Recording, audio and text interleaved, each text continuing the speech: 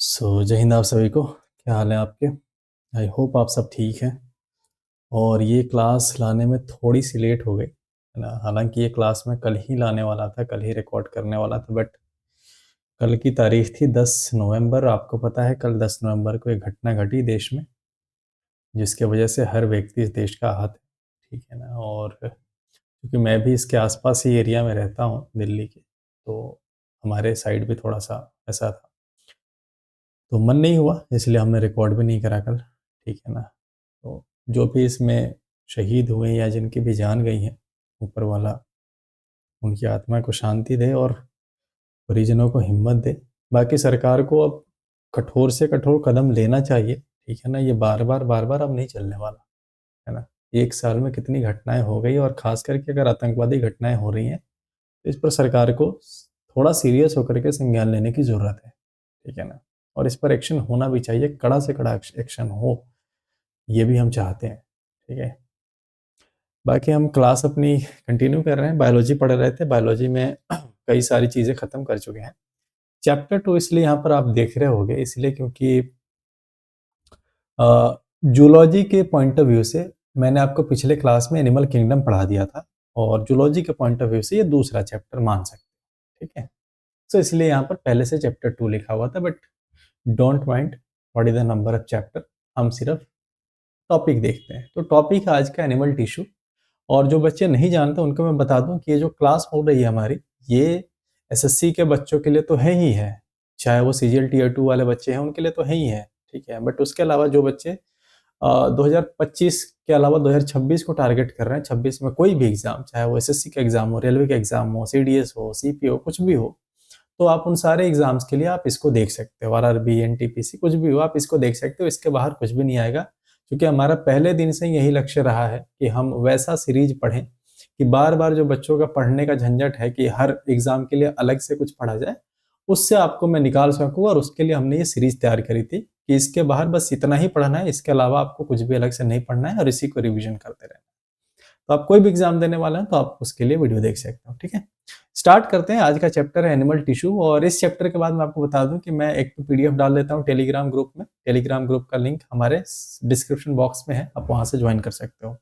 दूसरी बात ये, इस चैप्टर के बाद हम पूरा का पूरा ह्यूमन फिजियोलॉजी मैं ट्राई कर रहा हूँ कि कंप्लीट ह्यूमन फिजियोलॉजी, चाहे आपका डाइजेशन हो, चाहे वो रेस्पिरेशन हो, चाहे वो सर्कुलेशन हो, चाहे वो नर्वस सिस्टम हो, ठीक है, सेक्सुअल रिप्रोडक्शन हो, इंडोक्राइन सिस्टम हो, पूरा का पूरा जो ह्यूमन का फिजियोलॉजी है वो सब हम सिर्फ एक वीडियो में कवर करें। ठीक है। मेरा यही है, भले ही एक दिन और डिले हो, लेकिन वो पूरे क्लास में हम, भले ही 2 घंटे, 2.5 घंटे, 3 घंटे का लेक्चर हो, लेकिन उस पूरे एक ही क्लास में एक साथ सारे सिस्टम को खत्म कर दें। उसके बाद 1 से 2 क्लासें और बायोलॉजी की रह जाएंगी, जिसमें हम डिजीज, बायोटेक्नोलॉजी वाला और बायोमोलिक्यूल वाला पोर्शन खत्म करेंगे। ठीक है। सो स्टार्ट करते हैं। एनिमल टिश्यू की अगर हम बात करें, बहुत बेसिक से चलते हैं, बच्चों को पता है, जो पढ़ रहे हैं जो नहीं पढ़ रहे हैं वो देखते चलना, बहुत मजा आएगा आपको क्लास में। ठीक है। बेसिक टू एडवांस हमारा टारगेट है, और हम वैसे ही पढ़ाते हैं। सो एनिमल टिश्यू, टिश्यू का मतलब होता है उत्तक। मैंने आपको बताया था कि जितने भी जीव जंतु हैं वो सब किससे मिलकर बने हैं, सारे के सारे सेल से बने हैं। सेल यानी कोशिका से बने हैं। अच्छा, सेल को मिला दो तो बनता है टिश्यू। ठीक है। सेल को मिला दो तो बनता है टिश्यू, और टिश्यू आपस में मिलकर के क्या बना देते हैं, ऑर्गन बना देते हैं। ऑर्गन से आपस में मिलकर के क्या बना देते हैं, ऑर्गन सिस्टम बना देते हैं। ठीक है। तो हम देख रहे हैं सिर्फ किसके बारे में, टिश्यू के बारे में। तो टिश्यू किसके बने होंगे, सेल के बने होंगे, कोशिकाओं से बने होंगे। और एक तरह के कोशिकाओं से बने होते हैं एक टिश्यू। ठीक है। जैसे मान लो ये हमारे हाथ के टिश्यू हैं, तो उसके जो टाइप ऑफ सेल होगा ना, कोशिकाओं का जो प्रकार होगा वो अलग होगा। जैसे पैर का अलग होगा, ठीक है, जो रिप्रोडक्टिव पार्ट में है उनका अलग होगा। तो जहां का जैसा टिश्यू है वो एक तरीके के सेल से बना है, दूसरे जगह का अलग होता है। पहली बात। दूसरा ये है कि इस टिश्यू को मुख्यतः 4 भागों में बांटा जाता है। पहले का नाम है इपिथेलियल टिश्यू, हिंदी में कहते हैं इसको आवरण उत्तक। दूसरे का नाम है कनेक्टिव टिश्यू, संयोजी उत्तक, मस्कुलर टिश्यू, पेशी उत्तक, नर्वस टिश्यू, तंत्रिका उत्तक। ठीक है। सो ये चारों पार्ट को हम एक एक करके देखते हैं, समझते हैं कि आखिर ये होते कैसे। इत्मीनान से देखना, सारी चीजें हम पढ़ेंगे, सारी चीजें क्लियर करेंगे। ये पूरा का पूरा हमने क्लासिफिकेशन यहाँ पर लिखा हुआ है, इन सबको हम एक एक करके समझने की कोशिश करते हैं। आ जाओ। सबसे पहला 1 नंबर में आ जाता है हमारा कौन, इपिथेलियल टिश्यू। इपिथेलियल टिश्यू का हिंदी नाम है आवरण उत्तक। देखो, इपी शब्द का मतलब होता है बाहरी। क्या होता है मतलब, बाहरी। तो नाम से ही पता चल रहा है कि ऐसा टिश्यू है जो हमारे बाहरी वाले एरिया में होगा। बाहरी एरिया मतलब जैसे हमारा जो स्किन वाला पार्ट है, बाहर से तो यही है, अंदर ऑर्गन बैठा है, पेट के अंदर तो कुछ और पार्ट है, सबसे बाहर बाहर में क्या है, स्किन है। ठीक है, ये स्किन के ऊपर लगे हुए ग्लैंड है। ठीक है, तो जितने बाहर वाले पार्ट हैं, जो बाहर वाले पार्ट जिन टिश्यू के बने हुए हैं वो कहलाता है एपिथेलियल टिश्यू। ठीक है, आउटर कवरिंग पार्ट बॉडी का, और जो इंटरनल ऑर्गन्स हैं उनकी जो मेन लाइनिंग है, जो दीवारें हैं वो जो बनी है वो भी इसी की बनी हुई होती है। हम एक एक करके देखेंगे। अच्छा जी, तुम्हें पता है कि टिश्यू है तो सेल से बना होगा, तो इसके सेल कैसे अरेंज है? इसके सेल जो है टाइटली पैक है, मतलब एक दूसरे के साथ बिल्कुल पास पास में होकर के खड़े होते हैं, मतलब मिल मिल के हैं, बिल्कुल एकदम टाइट है। और जब टाइट है, एक दूसरे के पास पास है, तो इनके बीच में स्पेस काफी कम होता है, तो इनके बीच का स्पेस काफी कम होता है। दूसरा ये कि इनके अंदर से कोई ब्लड वेसल्स नहीं होता है। ठीक है, मतलब खून के लिए, कोई रक्त के लिए यहाँ से कोई पाइप होकर के मेनली नहीं गुजरता, वो साइड से ही गुजरता है और उससे ये अपना न्यूट्रिशन ले लेते हैं। ठीक है, या डिफ्यूजन के थ्रू अपना न्यूट्रिशन ले लेते हैं। तीसरी बात यह है कि इनका ये जो, जैसे ये सेल है, सेल मिलकर के कोशिका ये बना रहे हैं एपिथेलियल टिश्यू, ये एक बेस पर खड़े होते हैं, एक बेस पर ये एक आधार होता है और उसके ऊपर ये सारे खड़े होते हैं। मेन फंक्शन की बात करें तो एक बात बताओ, बाहर में कौन होता है? बाहर में वही होता है जो गार्ड का काम करता है, प्रोटेक्शन का काम करता है। तो ये बाहर है तो प्रोटेक्शन का काम करते हैं, एब्जॉर्प्शन का काम करते हैं, किसी चीज को एब्जॉर्ब करने में मदद करते हैं, सिक्रीशन जैसे पसीना वगैरह आता है, ठीक है, तो उसको निकालने में, कोई चीज एक्सक्रीट कर रहे हैं, जितना बॉडी में वेस्ट मटेरियल है उसको निकालने में मदद करते हैं। सेंस ऑर्गन, जैसे स्किन पर तुमने टच किया तो टच करने पर सेंस होता है ना, तो वो सारी चीजों के लिए काम करते हैं मोटा मोटी। अब थोड़ा इपिथेलियल टिश्यू के हम अलग अलग टाइप्स देख लेते हैं। देखो, इपिथेलियल टिश्यू की पहली टाइप की अगर हम बात करें तो वो होता है स्क्वैमस टिश्यू। क्या हो जाता है? Squamous tissue. स्क्वैमस कैसा होता है देखने में? देखो, टाइल्स जैसे देखा है ना आपने, मार्बल्स, तो मार्बल्स कैसे ऐसे लगे होते हैं ना, तो ऐसे ही मार्बल्स जैसे ये स्क्वैमस टिश्यू लगा होता है एक दूसरे के साथ। ठीक है, ये सारे स्क्वैमस के सेल है और साथ में मिल मिल के ये क्या बना लेते हैं? स्क्वैमस टिश्यू बना लेते हैं, स्क्वैमस एपिथेलियम टिश्यू। और ये कहाँ होगा? बाहर होगा। कैसा होता है? फ्लैट होता है और थिन होता है, पतला होता है। इसके थ्रू डिफ्यूजन और फिल्ट्रेशन दोनों हो सकता है। और ये मेनली कहाँ पाया जाता है? इतना ही ध्यान रखना है कि लंग, लंग जो है आपका फेफड़ा है, मैं आपको एक बार और जब पढ़ाऊंगा रेस्पिरेटरी सिस्टम तो वहां मैं ये बता दूंगा। और ब्लड वेसल्स, जितने ब्लड के वेसल्स हैं, पाइप नलियां गई हैं, उसमें भी ये पाया जाता है, उसके लाइनिंग्स में ये पाया जाता है। दूसरा है क्यूबॉइड। क्यूबॉइड नाम से पता चल रहा है कि इसके शेप कैसे होते होंगे? क्यूब जैसे होते होंगे। ठीक है, ये सेल कैसे होते हैं? क्यूब जैसे होते हैं, ऐसे ऐसे बहुत सारे क्यूब क्यूब क्यूब जैसे मिलकर के क्यूबॉइड एपिथेलियम बनाते हैं, क्यूब शेप। अब इसका काम मेनली होता है एब्जॉर्प्शन और सिक्रीशन का काम। ये मेनली कहाँ पाया जाता है? किडनी ट्यूब्यूल में और सेलेवरी ग्लैंड में। सलाइवा जो निकलता है ना, लार आपका जो टपकता है, वो वाले को हम सेलेवरी ग्लैंड कहते हैं। तीसरा है कोल्यूमनर। कोल्यूमनर का मतलब होता है पिलर जैसा, ऐसे ऐसे। ठीक है, ऐसे ऐसे, तो वो कहला देता है कोल्यूमनर। ठीक है, तो कोल्यूमनर एपिथेलियम टॉल होता है और पिलर जैसा होता है। इसका भी काम होता है एब्जॉर्प्शन और सिक्रीशन का। ये इंटेस्टाइन यानी आंत के लाइन में पाया जाता है, आंत के दीवार में पाया जाता है। चौथा है सिलिएटेड एपिथेलियम। सिलिएटेड एपिथेलियम का मतलब है, देखो, एक तो सिलिएटेड होगा मतलब कॉलम जैसा होगा, ऐसे ऐसे, और इस पर क्या हो जाता है? ऐसे हेयर हेयर हेयर हेयर लगे होते हैं। ठीक है, इस पर बाल जैसे लगे होते हैं। ठीक है, तो ये क्या कर देता है? ये म्यूकस वगैरह में रहता है और खास करके रेस्पिरेटरी ट्रैक और फैलोपियन ट्यूब में पाया जाता है। ग्लैंडुलर टिश्यू की बात करें तो नाम से पता चल रहा है ग्लैंड्स जितने होते होंगे ना, उसमें होता है। ये भी एक तरीके का कोल्यूमनर सेल ही है। ठीक है, ग्लैंडुलर टिश्यू। और इसका काम क्या होता है? सेक्रेशन करने का। क्या सिक्रेट करता है, क्या रिलीज करता है, क्या निकालता है? हार्मोन निकालता है, एंजाइम्स निकालता है। जैसे पसीना वाले ग्लैंड को हम स्वेट ग्लैंड कह देते हैं। हमारे इंटेस्टाइन, आंत के अंदर जो ग्लैंड है उसको इंटेस्टाइनल ग्लैंड कह देते हैं। इससे कई सारे ग्लैंड होते हैं। ठीक है, और देख लो कुछ टाइप्स, यहाँ देख सकते हो। सिंपल स्क्वेमस ऐसा दिखता है, सिंपल क्यूबॉइड जो आपने पढ़ा वो ऐसा दिखता है। कोल्यूमनर आप देख सकते हैं ऐसे पिलर पिलर जैसे दिखता है। ये सारे सारे सेल हैं मिलकर के टिश्यू बना रहे हैं। एक होता है स्ट्रेटिफाइड स्क्वामस। स्ट्रेटिफाइड मतलब क्या होता है? स्क्वामस तो तुम समझ गए, टाइल्स जैसे। ठीक है, यहाँ टाइल्स जैसे लगे हैं सर। स्ट्रेटिफाइड का मतलब होता है लेयर में। ठीक है, यहाँ पर देख सकते हो सिंपल एक है लेयर, यहाँ देखो कई सारे लेयर हैं, तो कई सारे लेयर हैं तो स्ट्रेटिफाइड, जैसे आप बादल में भी पढ़ते हो स्ट्रेटिफाइड, तो यहाँ पर भी आप देखो लेयर में है तो स्ट्रेटिफाइड, और स्क्वामस मतलब टाइल्स जैसा स्ट्रक्चर इसका दिख रहा है। ये कहाँ पाया जाता है? जो स्किन का लेयर है उसमें ही देखने को मिलता है। तो उसका अलावा है स्ट्रेटिफाइड क्यूबॉइड।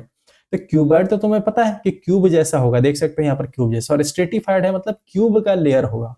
तो क्यूब का लेयर कहाँ पाया जाता है? सेलिवरी ग्लैंड में, स्वेट ग्लैंड में। ठीक है, एक होता है स्यूडो स्ट्रेटिफाइड कोल्यूमिनर। स्यूडो मतलब मैंने बताया था नकली होता है, स्ट्रेटिफाइड मतलब लेयर्स, ठीक है। तो नकली लेयर्स, कैसे नकली लेयर्स है, जरा ध्यान से देखना। यहाँ ऊपर से लेकर नीचे तक सिर्फ एक ही सेल है, देख रहे हो आप, यहाँ ऊपर से लेकर नीचे तक एक ही सेल है, ऊपर से नीचे तक एक ही सेल है।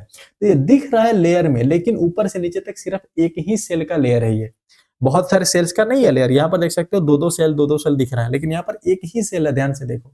तो दिखता है ये लेयर जैसा, लेकिन होता नहीं है, तो इसको हम स्यूडो स्ट्रेटिफाइड कोल्यूमिनर कह देते हैं। ये कहाँ पाया जाता है, ये पाया जाता है रेस्पिरेटरी ट्रैक में और जगह पे। ट्रांजिशनल की बात करें तो ये मेनली पाया जाता है आपके यूरिनरी सिस्टम में पाया जाता है, ठीक है। चलो, ये हो गया एपिथेलियल टिश्यू खत्म। अब आ जाता है मस्कुलर टिश्यू पर। मस्कुलर जहां पर मांस होता होगा, एपिथेलियल जैसे बाहर बाहर पाया जाता है, तो मस्कुलर मतलब जहां जहां आपके मांस है वहां ये टिश्यू पाया जाता है। हिंदी में इसको पेशी ऊतक कह देते हैं। देखो, मस्कुलर टिश्यू की अगर बात करें, तुम्हें पता है कि सारे टिश्यू सेल से बने हैं, तो ये जिस सेल से बना है उसका नाम है मसल फाइबर, ठीक है। और तुम्हें पता है कि मसल का काम क्या हो जाता है, कॉन्ट्रैक्ट या रिलैक्स करना, मतलब मूवमेंट में मदद करना होता है, ठीक है। तो मेन कैरेक्टरिस्टिक या मुख्य विशेषताओं की अगर हम बात करें, तो मसल सेल होता है, मस्कुलर जो सेल होता है क्या कर देता है, कॉन्ट्रैक्टाइल होता है। कॉन्ट्रैक्टाइल मतलब आसानी से मूव कर सकता है, मसल्स मूव कर सकता है। दूसरा ये क्यों ये कॉन्ट्रैक्टाइल होता है, क्योंकि इसके पास कॉन्ट्रैक्टाइल प्रोटीन होता है। कॉन्ट्रैक्टाइल प्रोटीन में दो मेन प्रोटीन आते हैं, एक का नाम है एक्टिन प्रोटीन और दूसरे का नाम है मायोसिन प्रोटीन। यही दोनों है जो बॉडी के मसल्स को मूवमेंट में या उसको फ्लेक्सिबल होने में मदद करते हैं, ठीक है।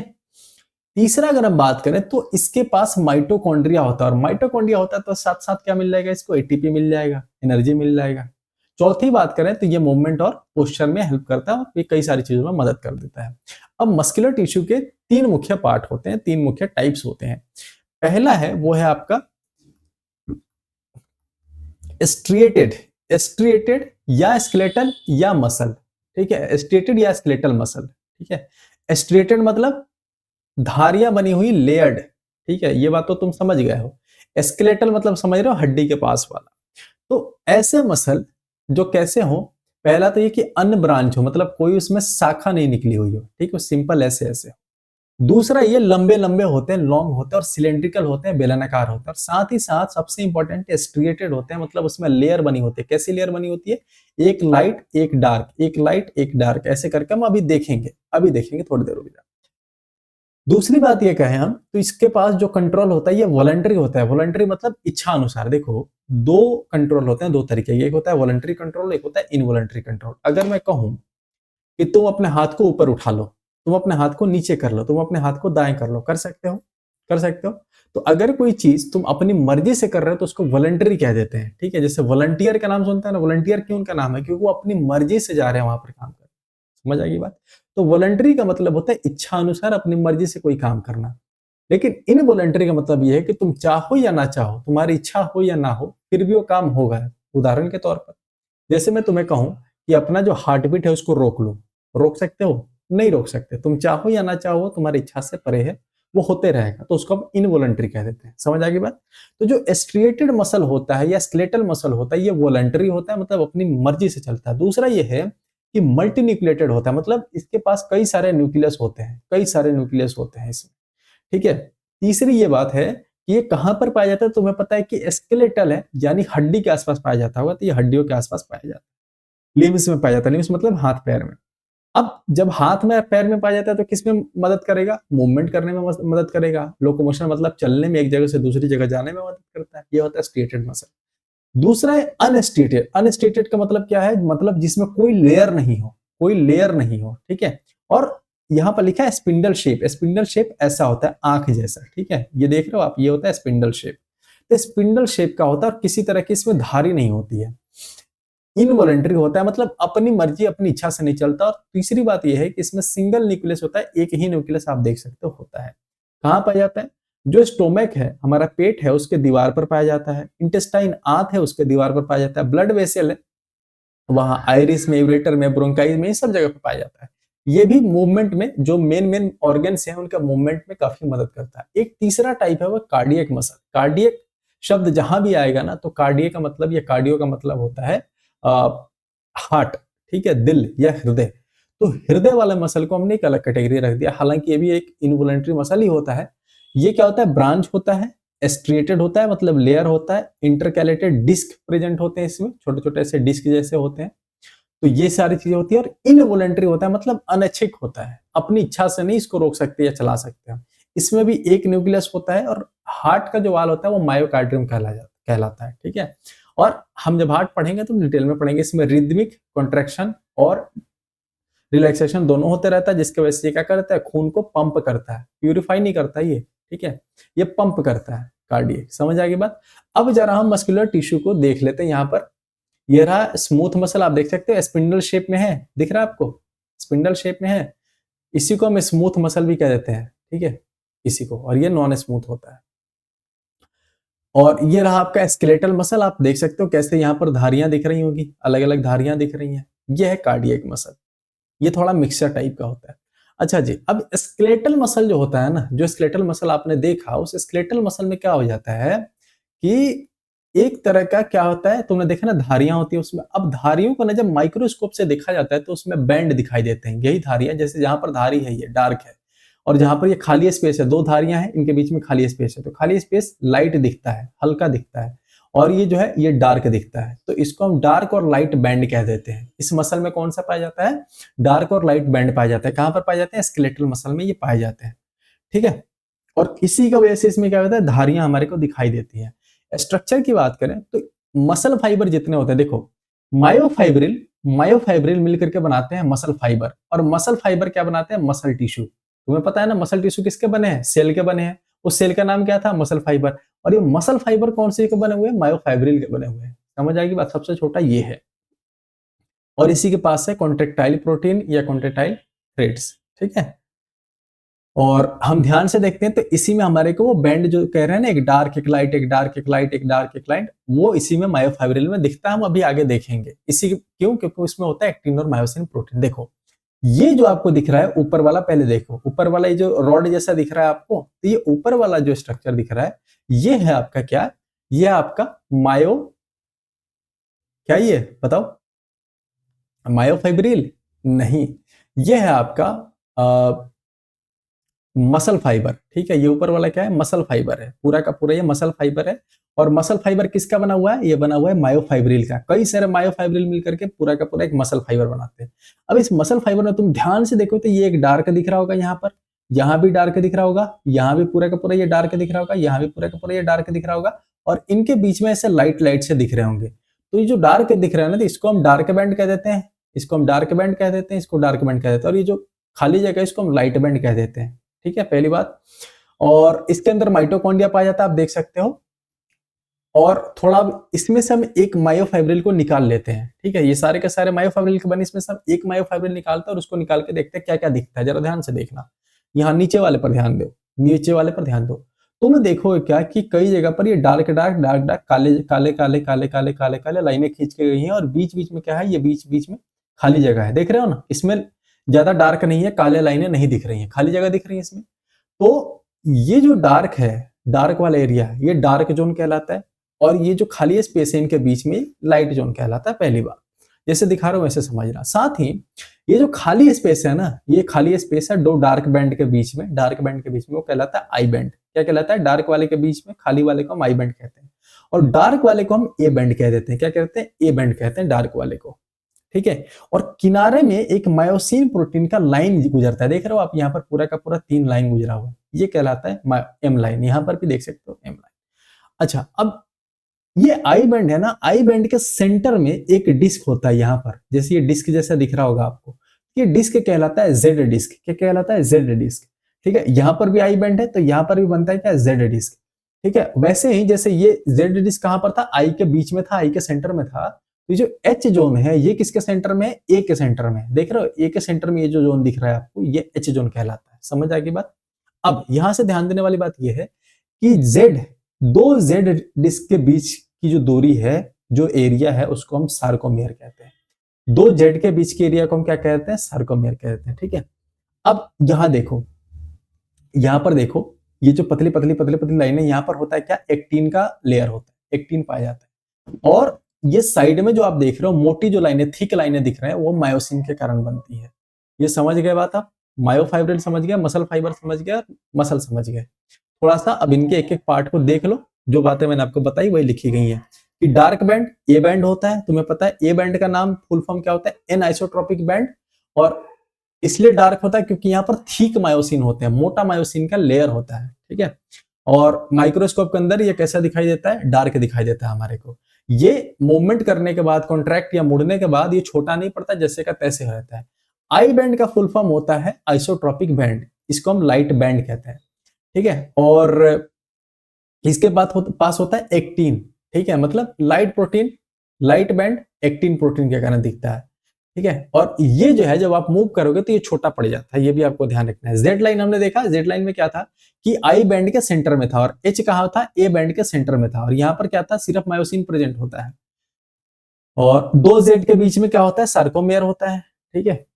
एम लाइन मैंने बता दिया कि एच जोन जो था, एच जोन के बीच में होता है एम लाइन, क्या होता है, एम लाइन होता है। समझ आएगी बात, यहाँ पर देख सकते हो सार्कोमियर मैंने बता दिया, दो जेड लाइन के बीच में होता है। यह फंक्शनल यूनिट होता है किसी भी मसल कॉन्ट्रैक्शन का, इकाई यूनिट होता है, ठीक है। यही होता है जो फंक्शन में मदद करता है। अब कुछ और बातें देख लो, जैसे मसल टिश्यू की बात करें तो हमारे ह्यूमन बॉडी में तकरीबन 639 मसल्स पाए जाते हैं पूरे के पूरे। सबसे बड़ा जो मसल्स है वो होता है ग्लूटियस मैक्सिमस, नाम में ही मैक्सिमम है, ठीक है। तो ग्लूटियस मैक्सिमस कहाँ पाया जाता है, हिप पर, तुम्हारे कूल्हे का जो मसल है वो सबसे बड़ा मसल होता है। सबसे छोटा मसल जो होता है, स्मॉलेस्ट मसल जो ह्यूमन का होता है, वो होता है स्टिपिडस। क्या होता है, स्टिपिडस, स्टूपिड नहीं, स्टूपिडस। और ये कहाँ पाया जाता है, ये कान में पाया जाता है, हमारे मिडिल ईयर में पाया जाता है। मिस बोन वहां होगा, ठीक है, मैलियस इनकस स्टिपस, वहीं पर पाया जाता है ये स्टिपिडियस। स्ट्रॉन्गेस्ट मसल की अगर हम बात करें तो स्ट्रॉन्गेस्ट मसल होता है तुम्हारे जॉ, जबड़े का मसल। अच्छा, सिलेटेड इपिथीलियम मैंने बता दिया था आपको कि फैलोपियन ट्यूब में पाया जाता है, तो ये बताने की जरूरत नहीं है। अब हमने देख लिया मसल टिश्यू, मस्कुलर टिश्यू, अब हमें जाते हैं नर्वस टिश्यू पर। इपिथीलियल मस्कुलर खत्म हो गया, नर्वस टिश्यू देखते हैं।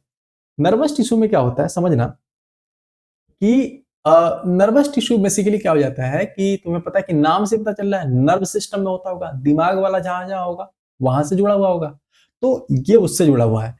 दूसरा चीज है जो इसकी इकाई होती है वो न्यूरॉन होती है। नर्वस टिश्यू की इकाई तुम्हें पता है ना कि ये भी सारे सेल से मिलकर बने हुए हैं, तो जो इसका एक सेल होगा उस एक सेल का नाम क्या है, न्यूरॉन है। क्या नाम है, न्यूरॉन है। तो ऐसे ऐसे कई सारे न्यूरॉन मिलकर के नर्वस टिश्यू बना लेते हैं, ठीक है। और इसका मेन काम ये है कि इलेक्ट्रिकल इंपल्स, जैसे दिमाग जो झटका दे रहा है ना, उसको बॉडी का हर पार्ट तक पहुंचाना और पूरे बॉडी पार्ट से दिमाग तक लेके जाना, यही बात है, इसका मेन काम है, ठीक है। मेन फंक्शन देख सकते हो, कंट्रोल और कोऑर्डिनेशन का काम है, पूरे बॉडी को कंट्रोल करता है, कोऑर्डिनेट करता है। स्टिमुलस, कोई उत्तेजना हो रही है, किसी तरह की तुम्हें चीज महसूस हो रही है, ठीक है, जैसे गर्मी हो गई, सर्दी हो गई, कोई भी चीज, तो वो दिमाग तक पहुंचाना, या दिमाग से जो भी बात है कि भाई यहाँ पर ले आकर के खुजाना है, वो मैसेज वहां तक पहुंचाना, ये सारा काम नर्वस टिश्यू का होता है, ठीक है। चलो अब आ जाते हैं कुछ और बातें जानो। इस नर्वस टिश्यू का एक जो होता है सेल, उसको हम क्या कह देते हैं, न्यूरॉन कह देते हैं। न्यूरॉन क्या होता है, structural and and functional unit of nervous system, ठीक है। न्यूरॉन क्या होता है, तंत्रिका तंत्र की संरचनात्मक और कार्यात्मक इकाई होती है, सबसे छोटी इकाई एक सेल होता है। जरा इसको हम देखते हैं, यहाँ से सवाल बनता है, हालांकि जब हम पढ़ेंगे तो वहां तो मैं आपको बताऊंगा ही बताऊंगा, लेकिन यहाँ पर भी एक बार देख लो।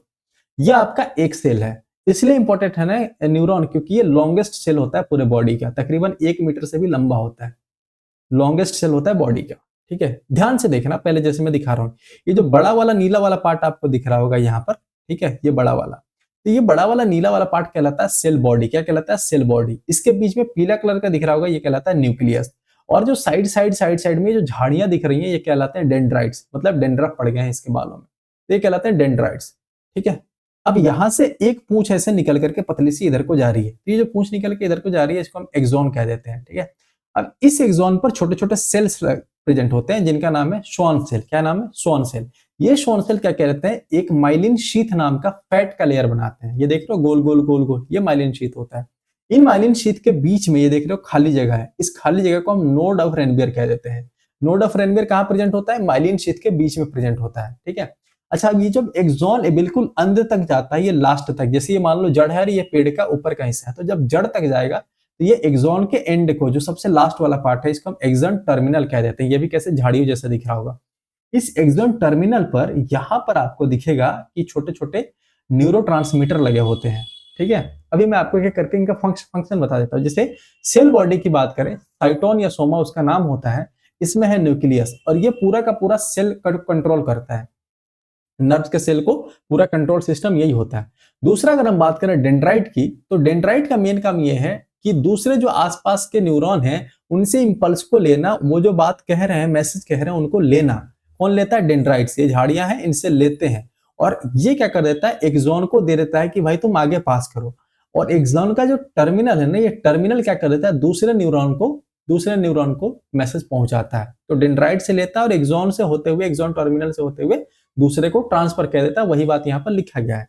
माइलिन शीथ जो मैंने आपको बताया, वो फैट का एक कवरिंग होता है जो कि एक्सॉन को हेल्प करता है, कवर करके रखता है। ठीक है, ये बात हो गई। ये हो गया पूरा का पूरा न्यूरॉन। अच्छा, न्यूरॉन के ना 3 टाइप्स होते हैं। एक होता है sensory neuron, motor neuron, inter neuron. बहुत ब्रीफ में समझ लो। जैसे तुम्हारे स्किन में या बॉडी के किसी पार्ट में कोई प्रॉब्लम हुई और उसने किसको बताना है? दिमाग को बताना है कि भैया मुझे एक दिक्कत हो गई है। तो वो क्या करते हैं? एक तार लगी है, ये हो गया दिमाग, ये होगा तुम्हारा बॉडी का कोई भी पार्ट। तो यहां से जो तार दिमाग तक जाती है, इस तार को हम कह देते हैं क्या? Sensory neuron. ठीक है। अब बदले में क्या करता है? दिमाग एक मैसेज यहां से भेजता है कि ये लो, मैं फॉर्मूला बता देता हूं, वहां अप्लाई कर देना। तो जो दिमाग से फॉर्मूला निकल करके उस पॉइंट पर आता है, तो इस रास्ते को, इस न्यूरॉन को हम कह देते हैं मोटर न्यूरॉन। दिमाग से जो भेज रहा है वो मोटर, और जो दिमाग के पास जा रहा है वो सेंसरी। ठीक है, ये ध्यान रखना आपको। और सेंसरी और मोटर दोनों को जो कनेक्ट कर देता है उसको हम इंटर न्यूरॉन कह देते हैं। ठीक है, उतना इंपॉर्टेंट नहीं है बट फिर भी देख लो। एक सपोर्टिंग सेल होता है न्यूरोग्लिया। क्या होता है? न्यूरोग्लिया। ये इसका काम है इस न्यूरॉन को सपोर्ट करना, न्यूट्रिशन देना, और बाकी जो बेसिक काम है उसको असिस्ट करने में ये मदद कर देता है। ये हो गया structure of neuron. Nervous tissue हो गया। अब हम आ जाते हैं चौथे टिश्यू पर। वो है क्या? Connective tissue. नाम से पता चल रहा है कनेक्ट कर रहा होगा, दो चीजों को या दो से ज्यादा चीजों को कनेक्ट कर रहा होगा। ठीक है, तो कनेक्टिव टिश्यू ऐसे टिश्यू होते हैं जो कनेक्ट करते हैं, सपोर्ट कर देते हैं। ठीक है, बाइंड्स करते हैं, एक दूसरे के साथ मिलते हैं, कई सारे ऑर्गनों को जोड़ते हैं। ये मेन काम होता है कनेक्टिव टिश्यू का। ठीक है, अब इसके जो सेल होते हैं ना, थोड़े लूजली पैक होते हैं, क्लोज नहीं होते, टाइट नहीं होते, थोड़े लूजली होते हैं।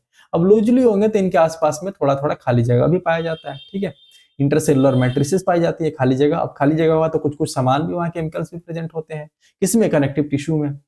और इसका जो खाली ये स्पेस है जहां पर ये लिक्विड पाए जाते हैं, या तो लिक्विड फॉर्म में होते हैं, जेली जैसे होते हैं, सॉलिड भी हो सकते हैं, कई सारे रूप में हो सकते हैं। मेन काम है सपोर्ट करना, प्रोटेक्शन करना, ट्रांसपोर्टेशन करना। ठीक है, ट्रांसपोर्टेशन काफी इंपॉर्टेंट इसका वर्क होता है। अब आ जाता है आगे। देखो, जैसे हमने सबके टाइप देखे, कनेक्टिव टिश्यू भी काफी इंपॉर्टेंट है। सवाल पूछा भी जाता है आपसे तो कनेक्टिव टिश्यू से ही पूछा जाता है। हिंदी में इसको संयोजी उत्तक कह देते हैं। तो कनेक्टिव टिश्यू की अगर प्रकार या टाइप्स की बात करें तो सबसे पहला है एरियोलर टिश्यू। क्या है? Areolar tissue. एरियोलर टिश्यू की अगर हम बात करें तो देखो, जगह और काम के हिसाब से इनको बांट दिया गया है। तो एरियोलर टिश्यू, काम सबका क्या है? कनेक्ट करने का ही काम होगा, कुछ ना कुछ कनेक्ट करेंगे। तो जहां जहां जगह है, जो जो कनेक्ट कर रहे हैं उसके हिसाब से इनका नाम रख दिया गया है। तो एरियोलर टिश्यू कहां पर पाया जाता है? पहला तो ये कि लूजली अरेंज होता है। ठीक है, और फाइबर जैसा होता है। ये होता है स्किन को मसल से कनेक्ट कर देता है। किससे? स्किन को मसल से कनेक्ट करने में हेल्प करता है। ठीक है, और स्किन और मसल के बीच में जो खाली स्पेस होता है उसको भरने में ये मदद कर देता है, ताकि वो दोनों जुड़ जाएं। स्किन के जस्ट नीचे पाया जाता है। एडिपोज टिश्यू कहां पर पाया जाता है? फैट वाले एरिया में पाया जाता है। ठीक है, फैट जो कंटेन करता है, फैट जो रखता है अपने पास, उसका हम एडिपोज टिश्यू कह देते हैं या एडिपोसाइट कह देते हैं। एडिपो शब्द आते ही तुम्हें फैट आ जाना चाहिए दिमाग में। ठीक है, इसका मेन काम है फैट को स्टोर करना।